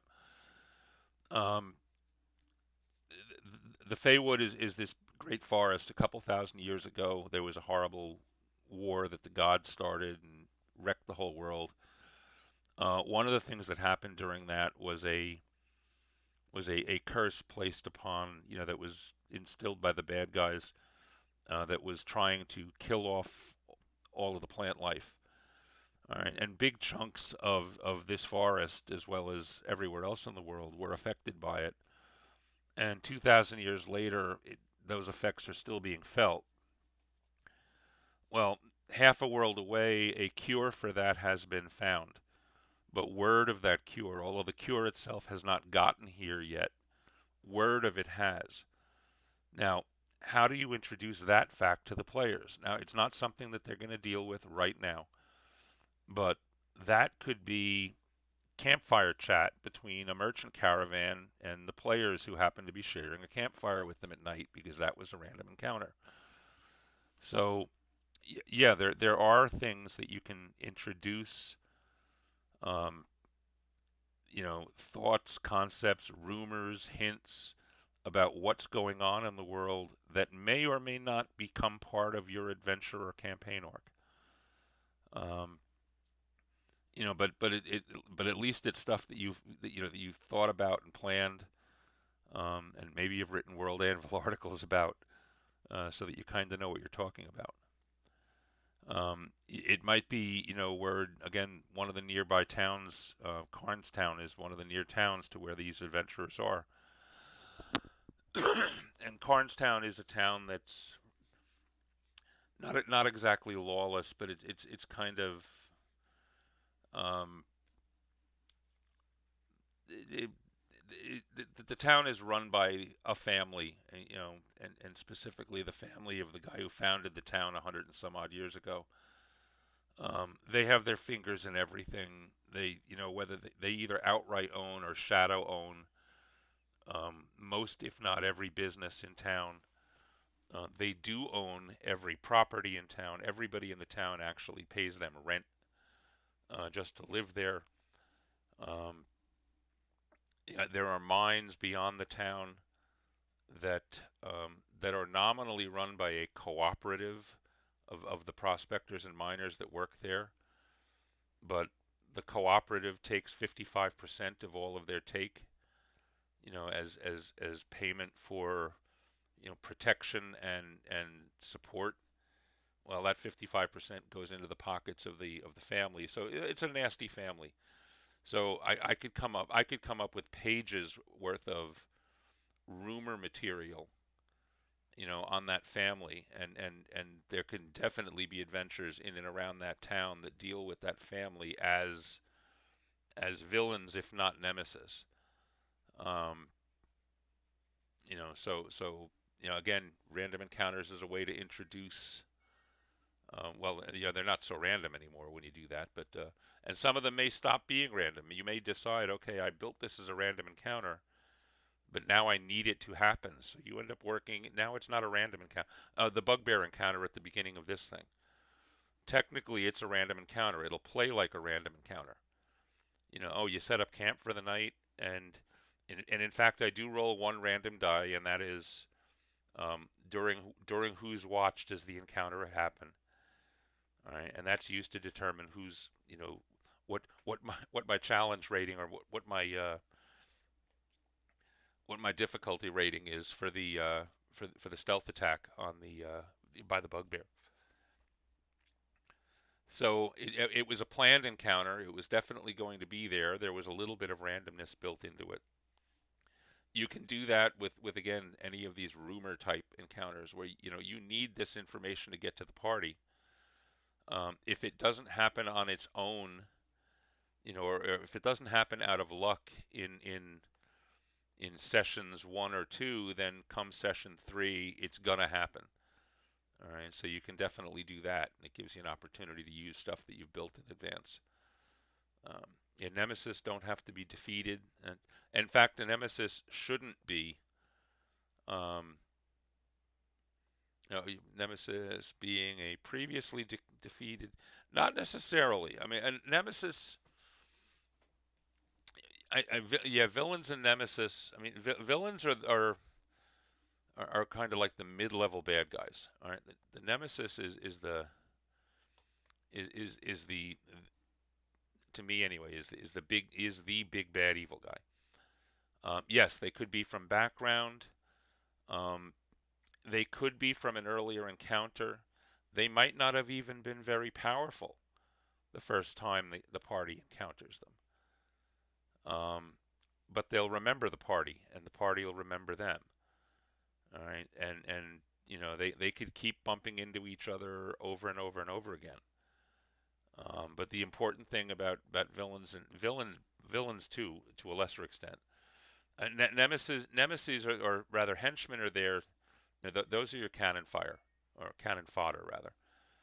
You know, the bad guys henchmen are the low level you know bad guys in encounters. They're there to get dealt with, and you never see them or care about them again. Villains may or may not survive a defeat. Nemesis almost certainly should, if there are any early encounters with the party. The Nemesis should survive those, and that becomes fuel for again further adventures and even more threats. Moonflower, your internet is back. You've been having issues since just before the end of Writer Greg's stream. There's a lot of that going on.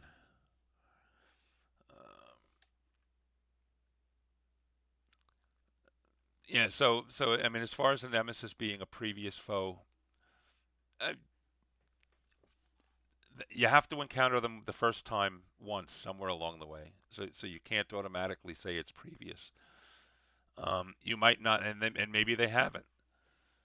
All right. I mean, if the Nemesis in your campaign is the evil Emperor, of the Empire next door, then the party could know that for years before they ever actually meet him the first time.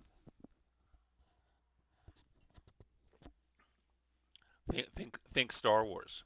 Who was the Nemesis? Who was the ultimate Nemesis in the original Star Wars trilogy? All right, and how long was it before Luke ever met him? And Darth Vader wasn't the Nemesis.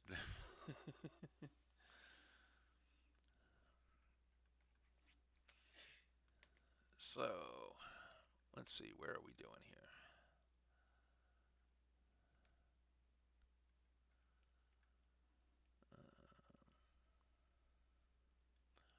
Yes, Aegon. Yeah, yeah. Nemesis is big bad evil guy. Villains. Well, they might be lieutenants of the big bad evil guy, or they might be independent, but they're not as critical to the master campaign plot.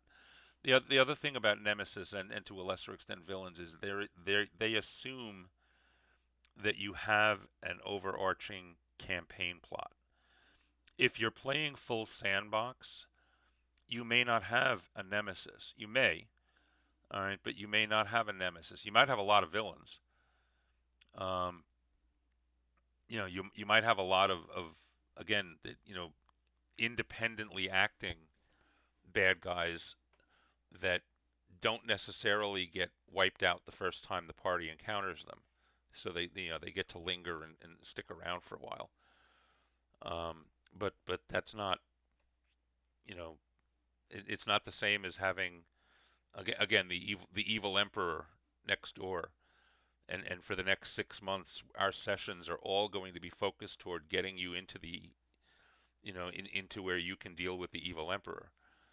Um, that's a nemesis to me anyway.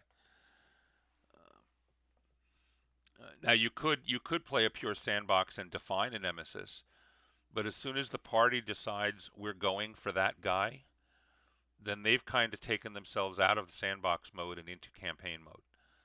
All right? And campaign mode, almost by definition, is um, if not a single track railroad, it's a series of tracks all leading to a destination. All right, so again, things aren't necessarily as clear cut as just railroad versus sandbox. But that's a decision you want. If you're playing, if you're starting off pure sandbox, that's a decision you let the party make. If they decide they want to solve a major problem that's going to take a long time to solve, then they've told you what you're going to be building for the next few weeks or months, and that's fun.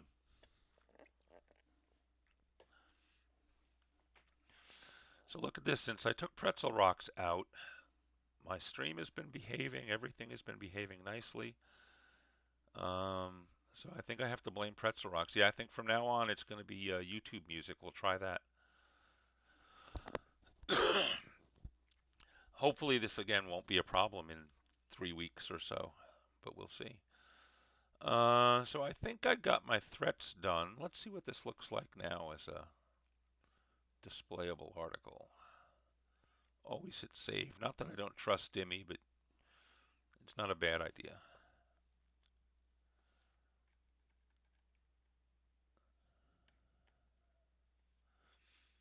So I have my threats to the characters, I have my threats to the storyline, and again, this article is all informational for me, and it's guidance information to help me build the components that are now going to fall under this.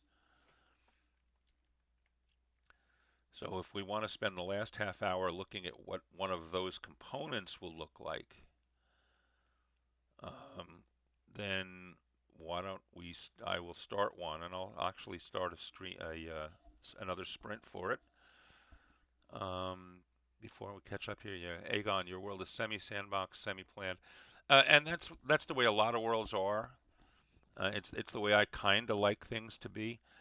My hope, for example, again for this world is I plan on having three or four adventures designed for first level characters. Now, obviously, I'm building them one at a time, and my players right now are being walked through them. My play testers are being walked through them one at a time. But ultimately, um, they may all be available. Like when this quote unquote when the adventures in the Feywood gets published, you know, God willing, sometime in the future, there will be here are the four adventures, and this one, for example, that I'm working on now, is introduced to the players by a notice being put up on a bulletin board in the inn that they're in. So if there's three notices on the bulletin board, all right, the players can pick which one they want to, they can choose to ignore one completely. They can decide they want to do them all. They can decide what order they want to do them in. My intention is to have at least one more than they need to level up. And in the future, I might even put the quote-unquote second level adventures on the bulletin board at the same time, which introduces the question, what if the first level party decides they want to do a second level adventure? Maybe that's a good opportunity for them to go out and get their butts handed to them. So they have to come back, having failed. But they'll go back later when they're a little bit stronger. All right, so those are all possibilities. But ultimately, I plan on basically publishing a collection of adventures that all focus out of the inn, without necessarily defining a sequence. Other parts of the world might be a little more sequential, but this part, this is the learning. This really is the learning world, or the learning setting. So my biggest concern is I'm trying to cover as many aspects of the gameplay and as many aspects of the world as possible in the various adventures, so that if the players can go through 2 or 3 or 4 of them, they know what to expect for the rest of their campaigning lives. So Yes, a campaign is always a railroad with just many tracks to get to the station. Sometimes, unfortunately, there's only one track. With that's usually a problem with a lot of published adventures. To me, a good adventure is one that has side roads. As long as those side roads lead back to the major milestones, you're in good shape. Uh, Basically, you're designing a living world. Every group that plays in it affects. Oh, good luck with that. Um, that it'll be interesting to keep track with you to find out how that actually works out if you start getting multiple groups adventuring together. I mean, you're going for the MMO approach here. And the only big downside to that, the first immediate downside, and I don't know if you've thought about it yet or planned on how to deal with it, is what happens when, oh, real life is calling, Songbird, see you later, okay, have a good one. Um, Aegon, what happens when a party, when you have two parties basically heading for the same adventure, one of them is a little ahead of the other. Um, do you end up with the second party going all the way through things only to find an empty chest where there's supposed to be loot? Um, how do you deal with that? Because I could see disappointed players happening very very quickly that way. DM Stretch, hey, welcome. Yes, you're here for the last half hour.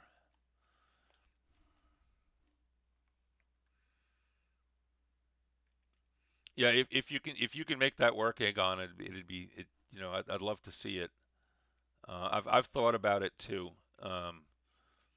but it seems like a ton of work. And there's Tillers. Hey, Tillers, I will repeat this announcement because I've been saving it just for you.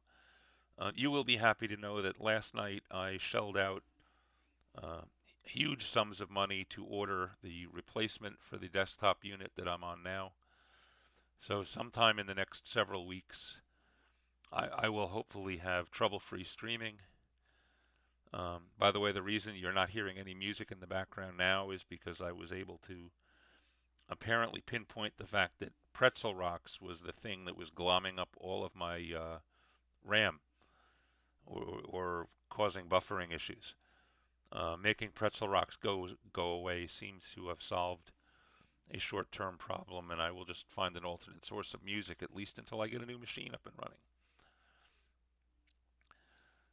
So all right. So anyway, we have a little under a half hour left. I'm going to launch one more sprint, and from it, like I said, I think I'm going to start working on one of these component bits. We'll sing to ourselves, la la la. Yeah, no, you'll just have to keep listening to my voice. That's all.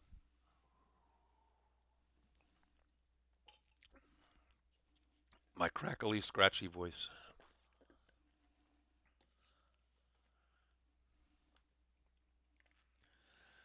Okay, so I am going to go back to my campaign dashboard and to plots.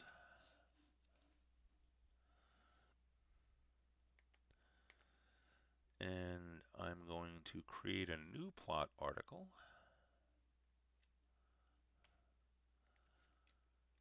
And we're going to call this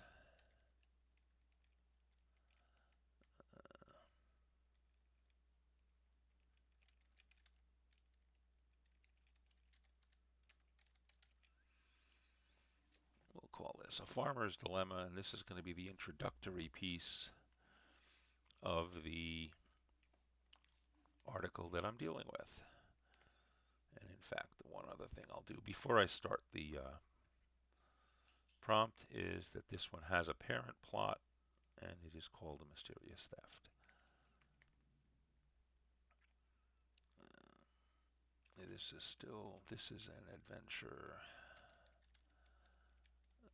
This is an encounter.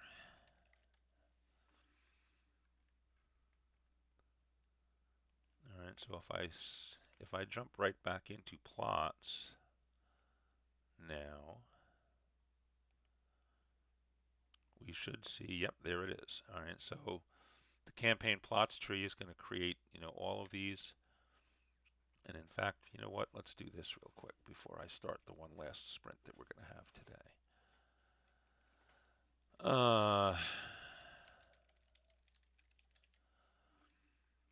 We're going to have one called At the Farmstead. This is going to be an adventure phase. I can click that at least. And this also comes from a mysterious theft.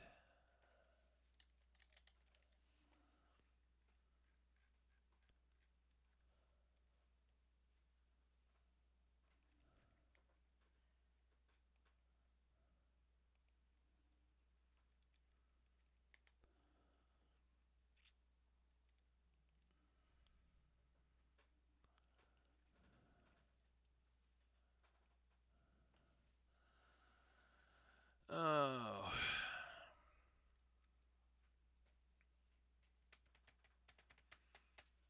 Coming up with cool title. This doesn't have to be a good title yet. I can change the title later. But so let's just make it a nice working title.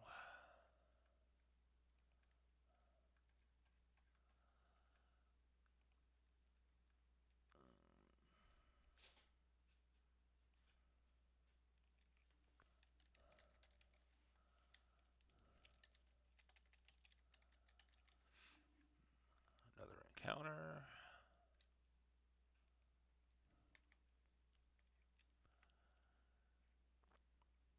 And then the last one.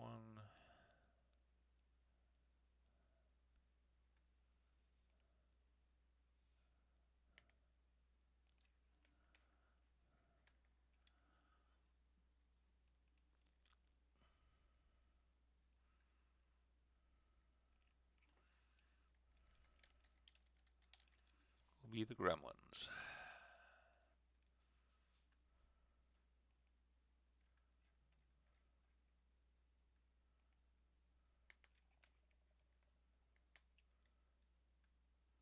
Come on. Thank you.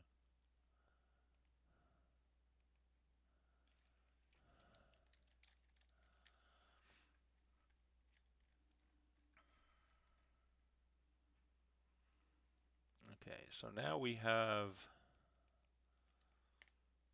defined the overall structure for the whole mysterious theft.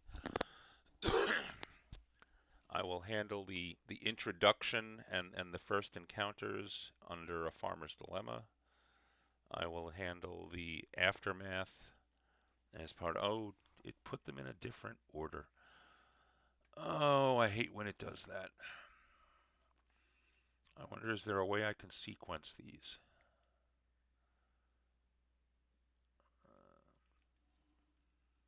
Let's see. Is there something in navigation? Yes, there is. Okay. This one is the Gremlins, so that's going to be, I don't remember, is this high or low? Which goes first? Let's find out. Let's set that one to 4.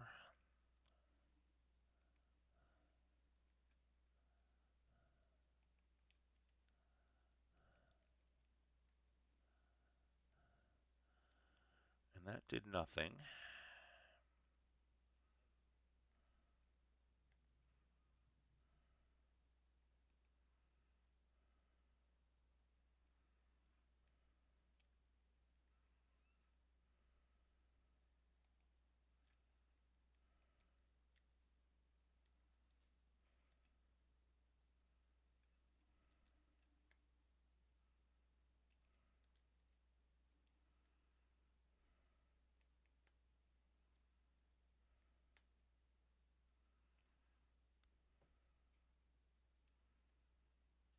I know I can use linear navigation to walk from one to the other, but that's not the same.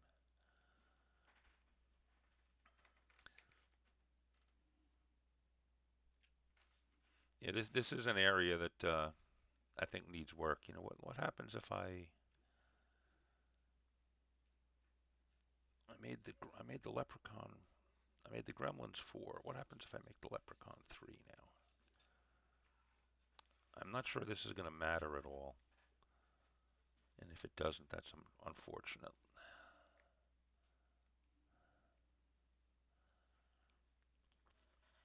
This is something that needs work in a lot of places. I think in World Anvil, it's the one area that I know in the table of contents these waiting orders will affect things, but sometimes it's not just the table of contents you want them to affect. It's something like this. All right, I don't know that there's any way for me, well, other than changing these titles so that they alphabetically sort in the order I want, like by putting numbers 1, 2, 3, 4 in front of the titles. I'm not sure there's a way to force them to show up in the right order here. The only other thing I could try, let's try this, just out of curiosity. Sometimes it's fun to play. If I do come into navigation and come into linear, alright, this is at the farmstead. So there is a previous, and it would be a farmer's dilemma, and there is a next, and it would be the leprechaun.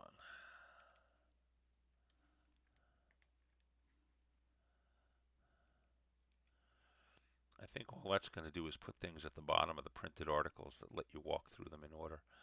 I don't think that's going to affect anything here.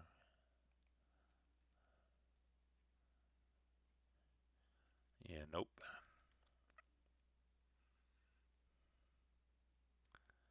And I don't think I can move them here. Nope. There's no move or slide bar.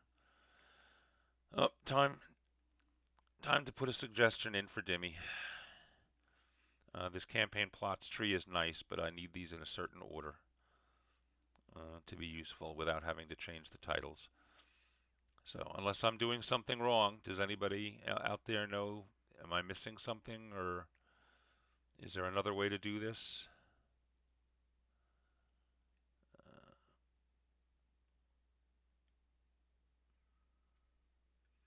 The Phantom of the Opera is here inside my head.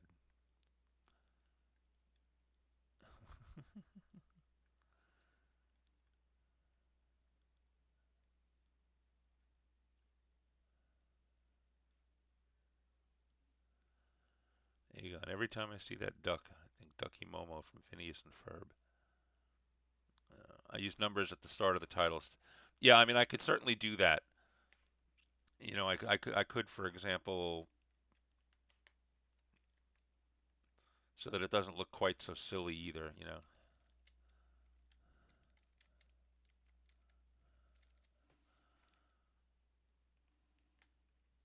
You know, I can do something like this, and this'll definitely work, and I guess I'm gonna have to. Why do I keep forgetting what I need to be typing? Okay.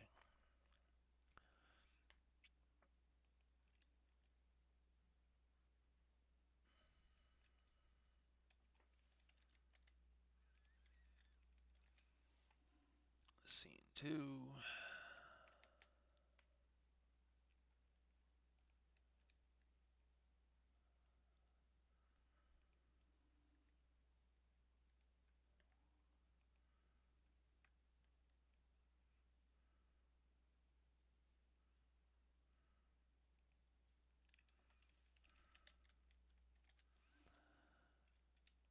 Yeah, I mean, this'll definitely do it. So.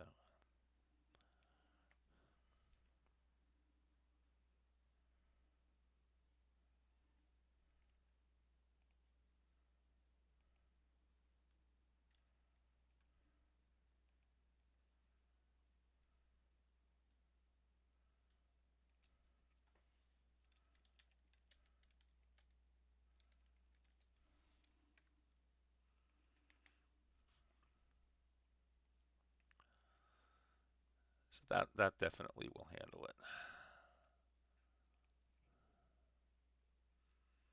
Campaign plots.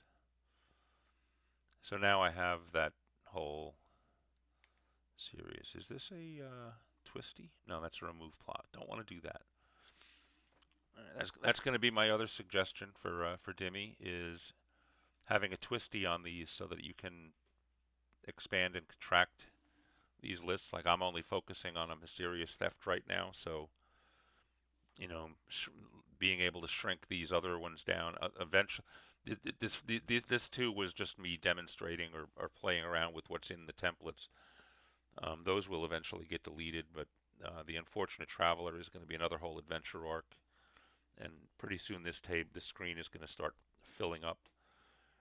Um, so, do we have time for one more sprint, or do we want to just answer a few more questions and kill time that way? Yeah, that does. Yeah, for no reason. By the way, welcome. Thank you for coming. Yeah, certainly that does it. And I guess as long as I do something like that, I can live with that. And actually, you know what? Um, it may not be a bad idea instead of using the word scene to use the word encounter, and that'll make them easier for me to find. Um,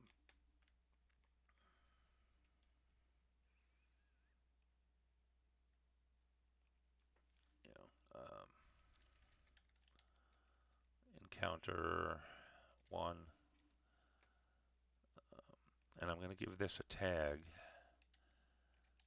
Mysterious. What did I call it? I forgot what I called it.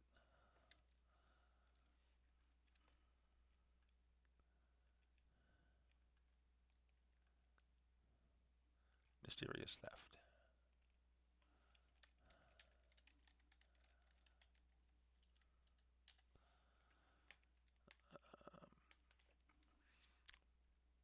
One of the best ways to stay organized is to try to get organized as early as possible in the process.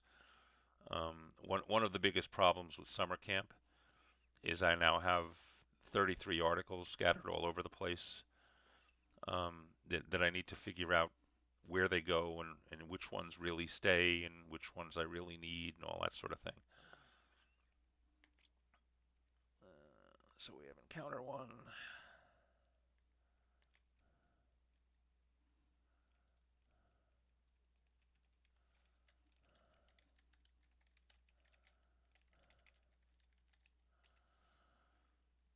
And we have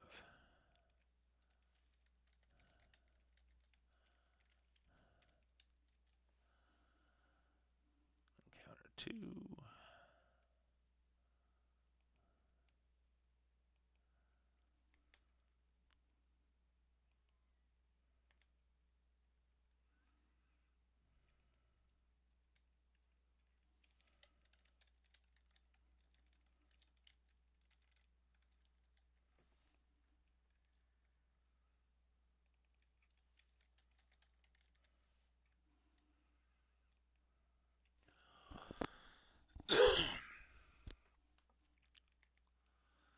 And we have encounter three. Uh-oh.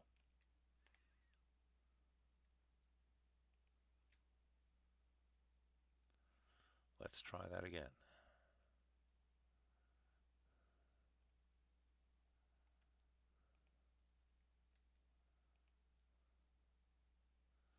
That's better.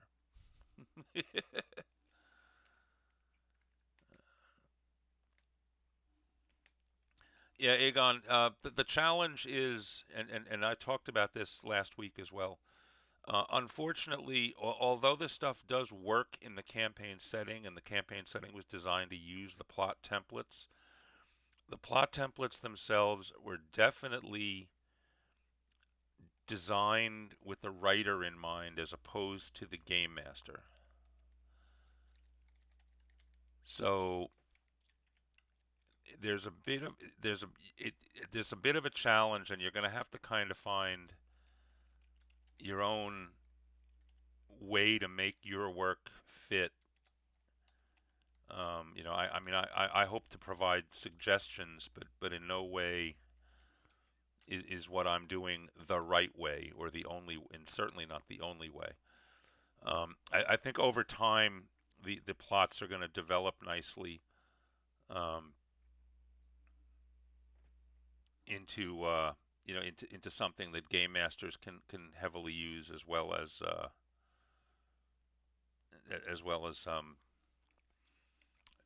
writers. But for the short term, um, there's a little bit of square peg round hole stuff. So make sure you bring your chisels before you start doing this. If it's just a matter of not filling in sections of templates, then we should all be very comfortable and used to doing that. But I find like some of the biggest issues are, and of course there's always the fallback too of just putting everything in the vignette or in the top section. I find, for example, there's parts of this template that presume that you're going to be doing, a 3-act play or a 3-act story. All right, this is a 4-act story. So what do I do with Act 4? If there were 3 encounters, I could say, oh, this fits perfectly. It's wonderful. But I'm not going to design my encounters because the template says it should look this way. All right, and that's a recipe for failure and boredom. Um, so there's going to need to be creative use of templates here, just like there was creative use of templates all through summer camp. So maybe we can take summer camp as being a learning experience from that standpoint too. And again, the key, if you learn, anybody out there, if you learned nothing other than it's okay to leave a lot of the template blank from summer camp, then you had a successful summer camp. You need to focus on what you want, and what you're actually working on, and the template is there to offer you hints and tips and tricks and maybe to guide you, but it's not the question book from a final exam. All right, you don't have to answer every question. All right, and in fact, in some templates, you can't possibly answer every question because the template was built to support 2 or 3 completely different things. No, plot is definitely not on the development plan currently, but stuff makes its way onto the development plan if enough people start working with it and asking about it. And the whole campaign system is relatively new, so this is a whole new area. So we'll have to see how that works. And in the meantime, we'll all figure out ways to do what we need to do and move forward. We're not going to just sit and wait for it to be perfect, because it'll never be perfect. So anyway, I got all of those in, and I got all those tags in. So now the only other one I need to tag is the master. It would be nice to tag the master as well, right?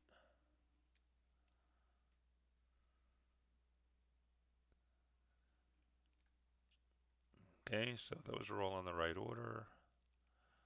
Let's just throw a tag on this one for good measure.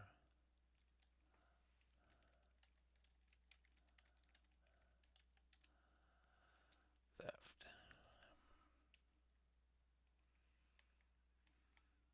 And then we can start looking at the first one of these. So we just got a few minutes to go. We will be rating Toblin today. I think he's the only other one up. I don't know if he's up yet. Can anybody do a quick check and see if he's up? I can find out. Yes, he is. Good. Green screens are for people, not... Oh, curious to see what he's doing today. Okay. All right, so we will be rating Toblin in a minute or two. In the meantime, I'm not going to get started on anything else. This was a good place for me to stop working. But does anybody have any questions, comments, suggestions? What would you like to see me do on these Thursdays? The adventure that I'm building out here is one, like I said, that I have in progress. I have extensive notes outside of World Anvil. What I would like to do is use it as an exercise in figuring out how to make World Anvil work. I do still have 1.5 of my 3-player groups, to go through this adventure. One group is done, one group is halfway, and one group has yet to start it. So I could certainly use having it in there and having a place to make corrections and adjustments.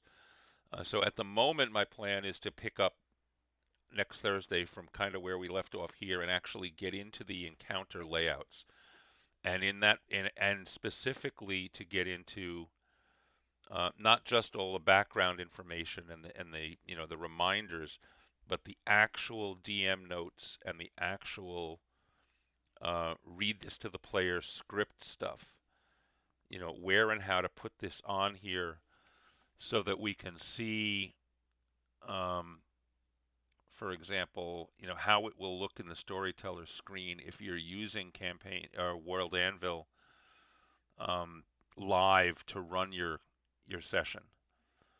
All right, because I do want that to kind of look good and work and that sort of thing.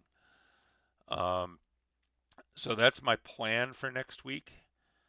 Again, my three streams, I will be, my next stream is on Sunday.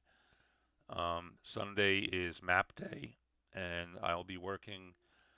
I don't know that I'll be working on drawing a map, but I am in the process of pinning out and completing some of the background articles for the locations on the map that where all of this adventure takes place. In fact, so that will be Sunday. If I am focusing on mapping a world on Sunday.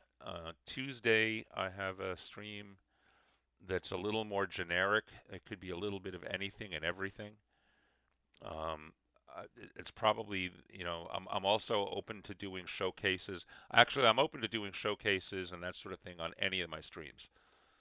I don't remember. Do I have a channel point redemption for showcase?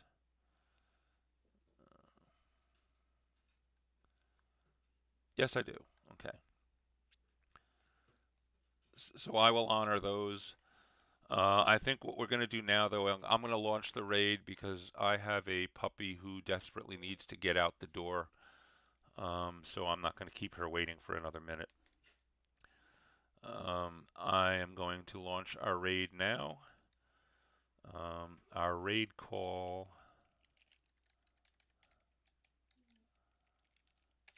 is something vaguely resembling that. And let's get going. Raid CD10 underscore Toblin, I believe. Yes.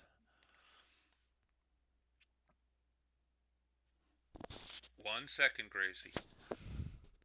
My poor puppy. All right, folks. Thank you all for coming. I hope you had a good morning with me. I know I had a good session. And let's all go see what Toblin is doing.